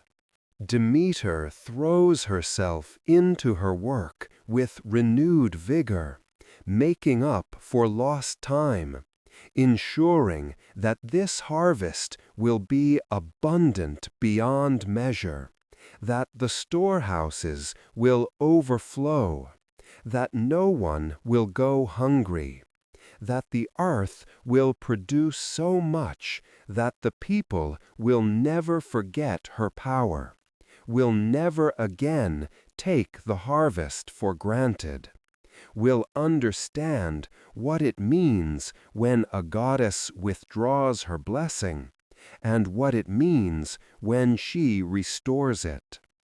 The grain ripens quickly, earlier than normal, as if trying to compress a full growing season into fewer months, as if understanding that time is now measured differently, that cycles must be completed before Persephone returns to the underworld and Demeter's grief begins again.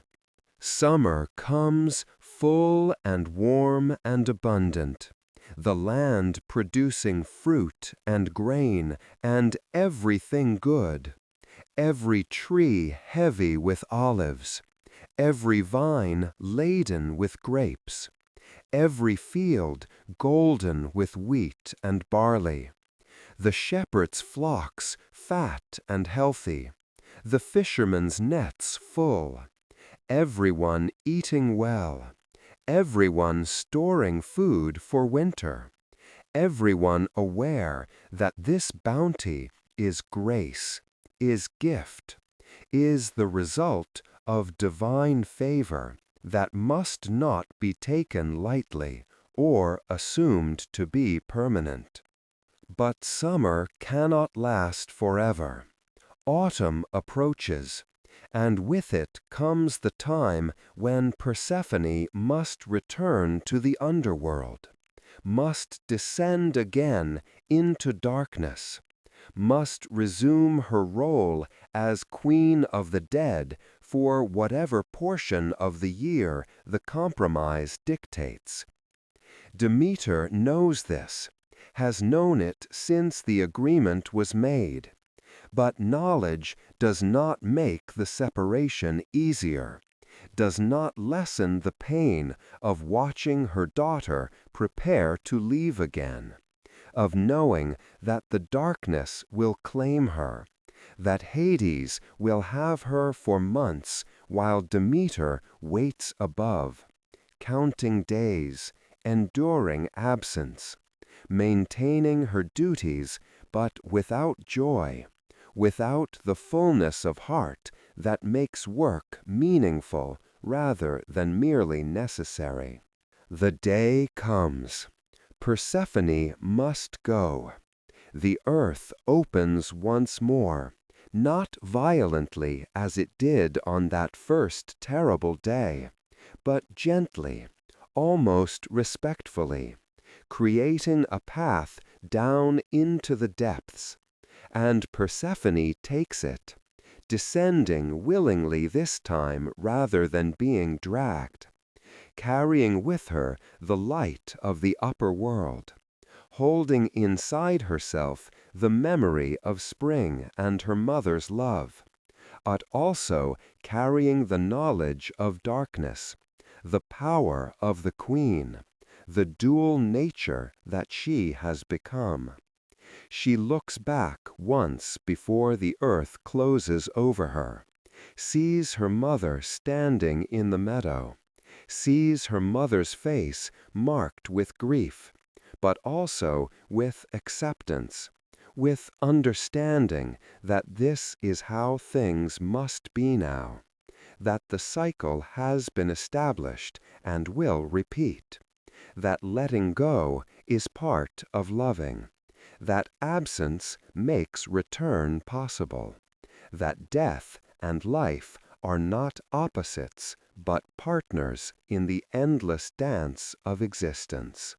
And as Persephone descends, as she returns to Hades' palace and resumes her throne and takes up again her duties as queen of the underworld, the world above begins to change. The leaves turn colors, gold and red and brown, as the trees prepare for winter, releasing their foliage, letting it drift down to carpet the ground. The days grow shorter, the nights longer, the sun weaker, the cold seeping in from the edges.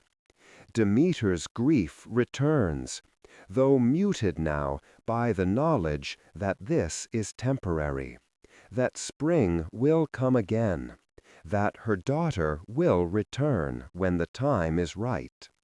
But still she withdraws her full blessing. Still the crops stop growing. Still the earth goes dormant, entering the sleep that will last until Persephone's return brings the awakening. This becomes the pattern.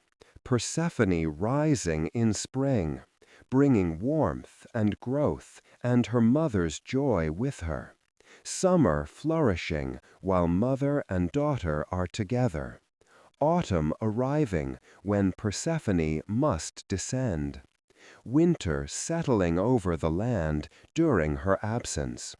The cycle repeating year after year after year, explaining the seasons to the ancient Greeks, giving meaning to the agricultural calendar, providing metaphor for life's rhythms of presence and absence, growth and dormancy, light and darkness, joy and grief, connection and reunion. The people begin to time their lives by this cycle, planting when Persephone rises, harvesting before she descends, storing food for the barren months of her absence, celebrating her return each spring with festivals and songs, telling her story to their children, building temples to honor her and her mother, developing rituals to acknowledge the sacred mystery of death and rebirth that she embodies, understanding that she is no longer simply a goddess, but a symbol, a pattern, a truth made manifest in divine form, the assurance that nothing is lost forever, that separation is not final, that winter always yields to spring, that darkness always gives way to light, that death is not the end, but part of a larger cycle that includes life and return and renewal. And somewhere deep in the underworld, Hades watches his queen rule with authority and grace, seeing how she has grown into her power, how she has made this dark realm her own, how she judges the dead with wisdom and mercy, how she commands respect from the spirits and minor deities, how she has become truly queen and not merely captive. He sees also how she counts the days until she can rise again, how she prepares to leave him each time the season turns, how part of her always remains connected to the light, even when she dwells in darkness, how she is divided, eternally balanced between two worlds, belonging fully to neither, and yet essential to both. The Eleusinian Mysteries.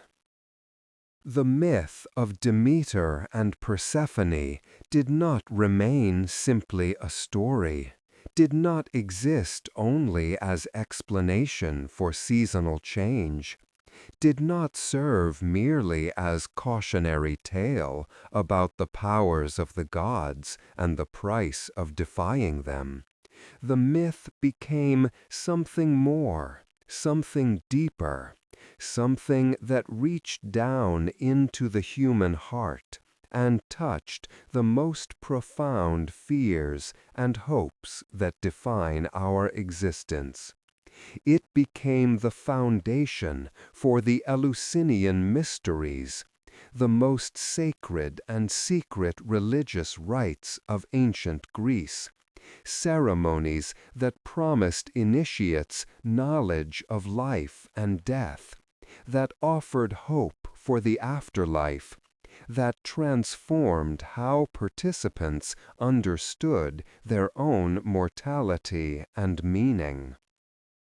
The mysteries were celebrated at Eleusis, a town about 14 miles northwest of Athens, on the coastal plain where the land is fertile and the harvests are rich, in a sanctuary that was considered sacred to Demeter from ancient times, perhaps as far back as the Mycenaean period, perhaps even earlier, built on holy ground that retained its significance for nearly 2,000 years, surviving the rise and fall of civilizations, the change of cultural contexts, the transformation of religious understanding, remaining constant through all the turmoil of history, until finally prohibited by Christian Roman emperors in the late 4th century CE. The rites were secret, profoundly secret, protected by laws that made revealing them punishable by death, maintained in silence by thousands upon thousands of initiates over the centuries, never betrayed despite the temptation to share such powerful experiences, never documented in any way that would allow outsiders to understand what actually happened in the innermost sanctum, in the telesterion, in the final moments of initiation when the great revelation occurred and changed forever how the initiates understood existence itself. What we know about the mysteries comes from fragments, from references in texts written by people who were initiated, but who carefully avoided describing the actual ceremonies, from architectural remains of the sanctuary, from artwork depicting certain scenes from the myth, from the general understanding that the rites reenacted the story of Demeter and Persephone, that they involved symbolic death and rebirth, that they promised initiates a blessed afterlife rather than the shadowy half-existence that most souls endured in the underworld. But the specifics, the actual experience, the precise nature of what was said and shown and done remains unknown, remains mysterious even now, which is perhaps as it should be, which perhaps honors the intentions of those ancient participants who swore oaths of secrecy and kept them faithfully until their own deaths. The greater mysteries were celebrated annually in the month of Boedromion, roughly September or October, the time when Persephone would be descending to the underworld, the time of transition between summer's abundance and winter's barrenness. The festival lasted 9 days, mirroring the 9 days that Demeter searched for her missing daughter, creating a ritual timeline that allowed participants to symbolically live through the myth, to experience in compressed and controlled form the journey from loss through grief to understanding and restoration. The ceremonies began in Athens, where thousands of initiates would gather, people from all over Greece, and later from throughout the Roman world, rich and poor, slave and free, men and women, all welcome as long as they spoke Greek and had not committed murder, all equal before the goddesses who presided over these mysteries. They would process along the sacred way, the road connecting Athens to Eleusis, stopping at shrines and landmarks along the route, performing rituals at specific locations, slowly making their way toward the sanctuary where the central ceremonies would take place.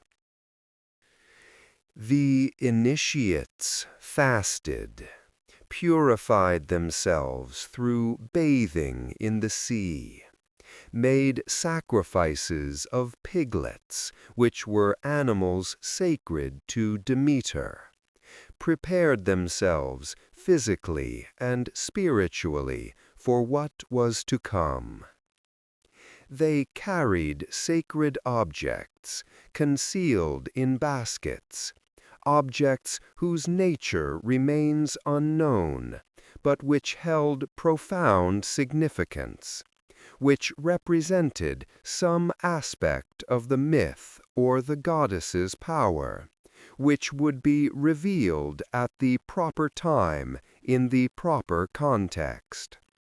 They sang hymns praising Demeter and Persephone, calling on the goddesses to be present, to bless the rites, to reveal their mysteries to those who had come seeking understanding.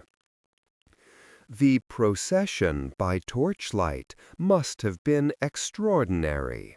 Thousands of people moving through the darkness, carrying flames, their voices rising and falling in song, the road alive with moving light and sound, everyone united in common purpose, everyone anticipating the revelations to come, everyone suspended between the ordinary world they had left behind in Athens and the sacred space they were approaching at Eleusis.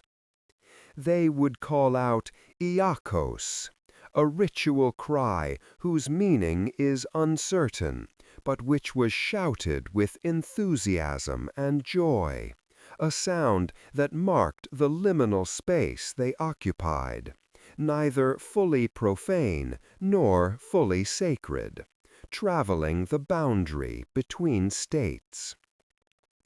At Eleusis they would gather in the telesterion, a vast hall capable of holding thousands, built and rebuilt and expanded over the centuries, but always maintaining its essential character, as a space designed for collective experience, for shared revelation, for the moment when the mysteries would be unveiled and understanding would dawn.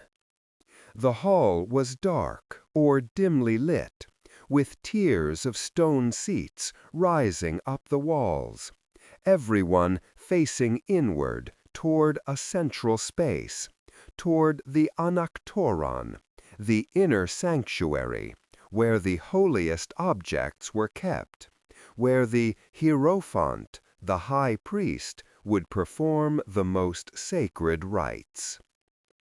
What happened in the telesterion is unknown. Some ancient sources hint at dramatic reenactment of the myth, with priestesses portraying Demeter and Persephone, with the story of separation and search and reunion enacted before the assembled initiates. Others suggest that sacred objects were displayed, things that represented the cycle of life and death and rebirth, perhaps a sheaf of wheat cut in silence, perhaps other symbols whose meaning was clear to the initiated but remains opaque to us. There may have been visions, experiences of altered consciousness produced by fasting and ritual, and possibly by the consumption of kykeon, a sacred drink made from barley and herbs, which some scholars have suggested might have contained psychoactive substances, though this remains debated and uncertain. What is certain is that the initiates emerged transformed.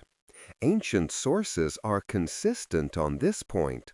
Those who experienced the Eleusinian mysteries came away changed, no longer afraid of death, confident in a blessed afterlife, understanding something fundamental about existence that could not be communicated to the uninitiated, that could only be experienced directly, that remained beyond words even for those who wished to share it.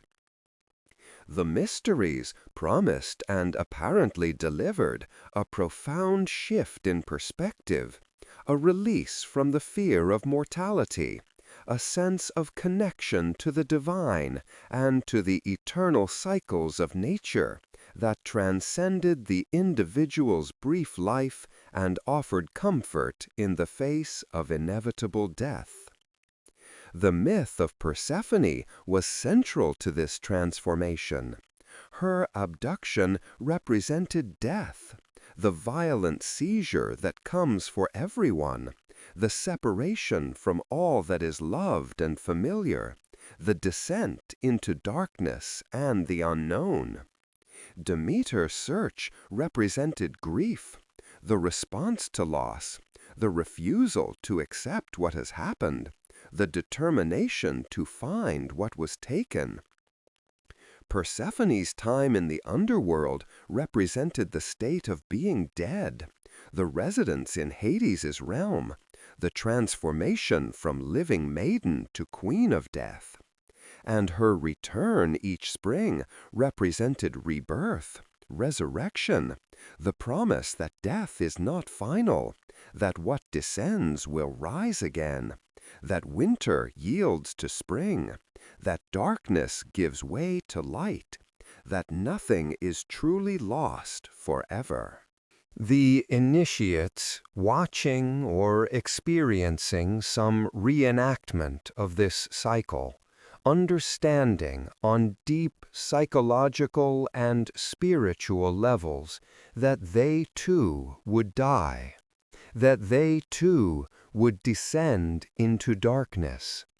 But if Persephone could return, if the grain could sprout from seeds buried in earth, if spring could follow winter reliably and eternally, then perhaps they too would experience some form of continuation, some blessed afterlife, some participation in the eternal cycle, rather than simply ending in oblivion or wandering as weak shades in the underworld's gray spaces.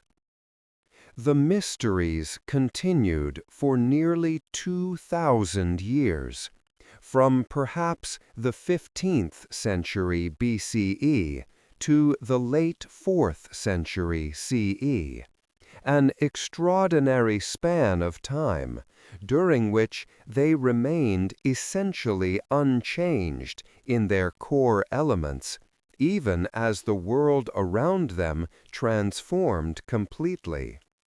They survived the fall of Mycenaean civilization, the Greek Dark Ages, the Classical period, the Hellenistic Age, Roman conquest and domination, adapted to changing contexts without losing their essential character, continued to draw initiates and inspire devotion even as other religious practices changed or disappeared. Only the rise of Christianity and the active suppression of pagan practices by Christian Roman emperors finally ended the mysteries, closing the sanctuary, prohibiting the rites, scattering the priesthoods, and allowing the specific details of the ceremonies to die with the last generation of initiates. But the myth survives, stripped of its ritual context, but retaining its power, continuing to speak to human experiences of loss and grief and hope for renewal, continuing to provide metaphor and meaning for cycles both natural and personal, continuing to remind us that darkness and light exist in perpetual balance, that descent makes return possible, that winter's barrenness is necessary for spring's abundance, that death is not the opposite of life, but an integral part of the cycle that includes life, that Persephone's story is also our story, is everyone's story, the eternal human experience of being torn from safety, transformed by darkness, emerging changed but still oneself, forever divided between worlds, forever cycling between presence and absence, forever seeking balance between the demands of different realms, different roles, different aspects of existence. The myth survives, stripped of its ritual context, but retaining its power, continuing to speak to human experiences of loss and grief and hope for renewal, continuing to provide metaphor and meaning for cycles both natural and personal, continuing to remind us that darkness and light exist in perpetual balance, that descent makes return possible, that winter's barrenness is necessary for spring's abundance, that death is not the opposite of life, but an integral part of the cycle that includes life, that Persephone's story is also our story, is everyone's story, the eternal human experience of being torn from safety, transformed by darkness, emerging changed but still oneself, forever divided between worlds, forever seeking balance between the demands of different realms, different roles, different aspects of existence. And yet, when spring comes, when the time arrives for her return to the upper world, she sets aside the crown and the dark robes and the stern demeanor of the queen, and becomes again Kor, the maiden, rejoicing in the light, running through meadows with her mother, laughing in the sun, gathering flowers, embodying joy and youth, and all the innocent pleasures that she seemed to lose when Hades took her. She contains both aspects seamlessly, without apparent effort, moving between them as naturally as the seasons turn, as comfortable in darkness as in light, as much at home on the throne of the underworld as in the fields of spring. This duality, this ability to be both things simultaneously, to embody contradiction without being torn apart by it, makes Persephone one of the most powerful and complex figures in the Greek divine pantheon. She is not simply good or evil, not purely victim or villain, not entirely one thing or another, but rather a goddess who contains within herself the full range of existence, who has experienced the depths and the heights, who understands that life includes death, that joy includes sorrow, that growth requires decay, that nothing is pure or simple or single-faceted, that wholeness means embracing all aspects of experience, even those that seem to contradict each other. She becomes a goddess of thresholds, of boundaries, of transitions, dwelling as she does at the point where life meets death, where light meets darkness, where summer meets winter, where maiden becomes woman, where innocence becomes knowledge, where victimhood becomes power. She stands at the crossroads, seeing in multiple directions simultaneously, understanding that every choice is both loss and gain, that every ending is also a beginning, that every descent is preparation for a rise, that every separation contains the seeds of reunion. In art and poetry through the ages, Persephone is depicted in these dual modes, sometimes shown with flowers and grain, symbol of spring and abundance, sometimes shown with pomegranates and torches, symbols of the underworld and her reign there.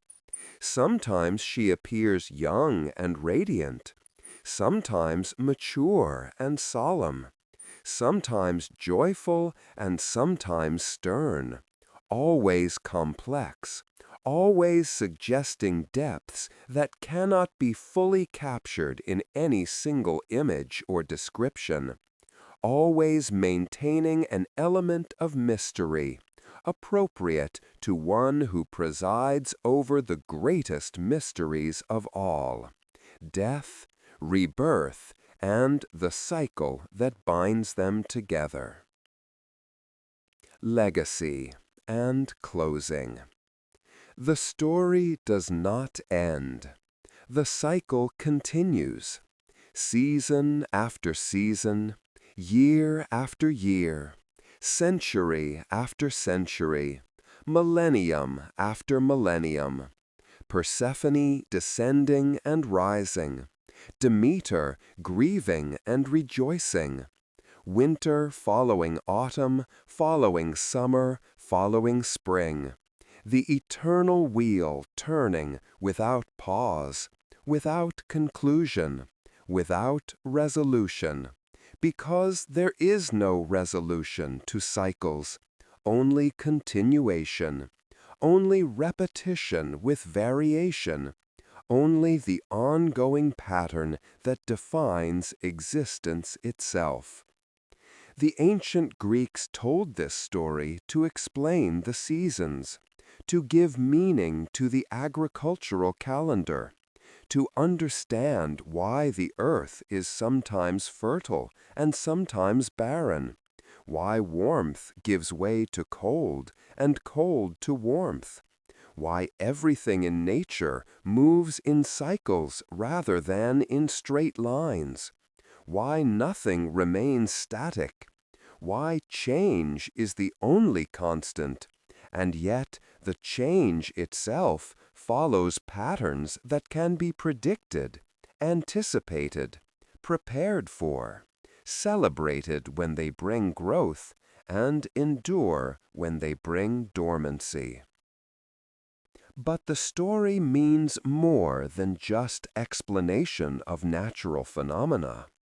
It speaks to universal human experiences of loss and grief, of forced transformation, of adaptation to circumstances that were not chosen, of finding power in powerlessness, of making meaning from suffering, of maintaining connection despite separation, of the eternal parent-child bond that survives even the most severe trials, of becoming oneself in the darkness rather than only in the light, of the necessity of descending if one wishes to rise, of death as part of life rather than its opposite, of the promise that nothing is lost forever, that spring always returns, that what is taken away can be recovered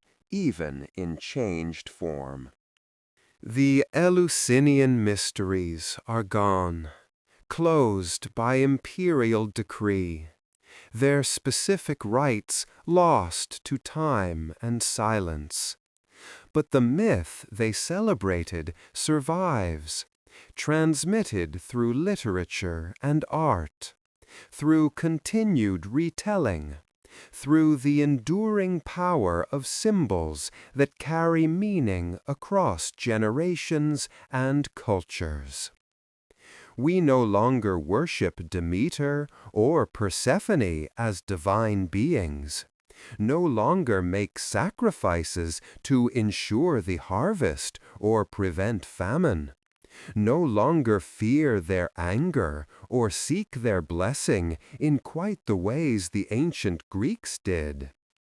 But we still tell their story, still find in it reflections of our own experiences, still use it as metaphor and meaning, still recognize in Persephone's journey our own journeys through darkness, our own experiences of loss and transformation, our own hopes for return and renewal.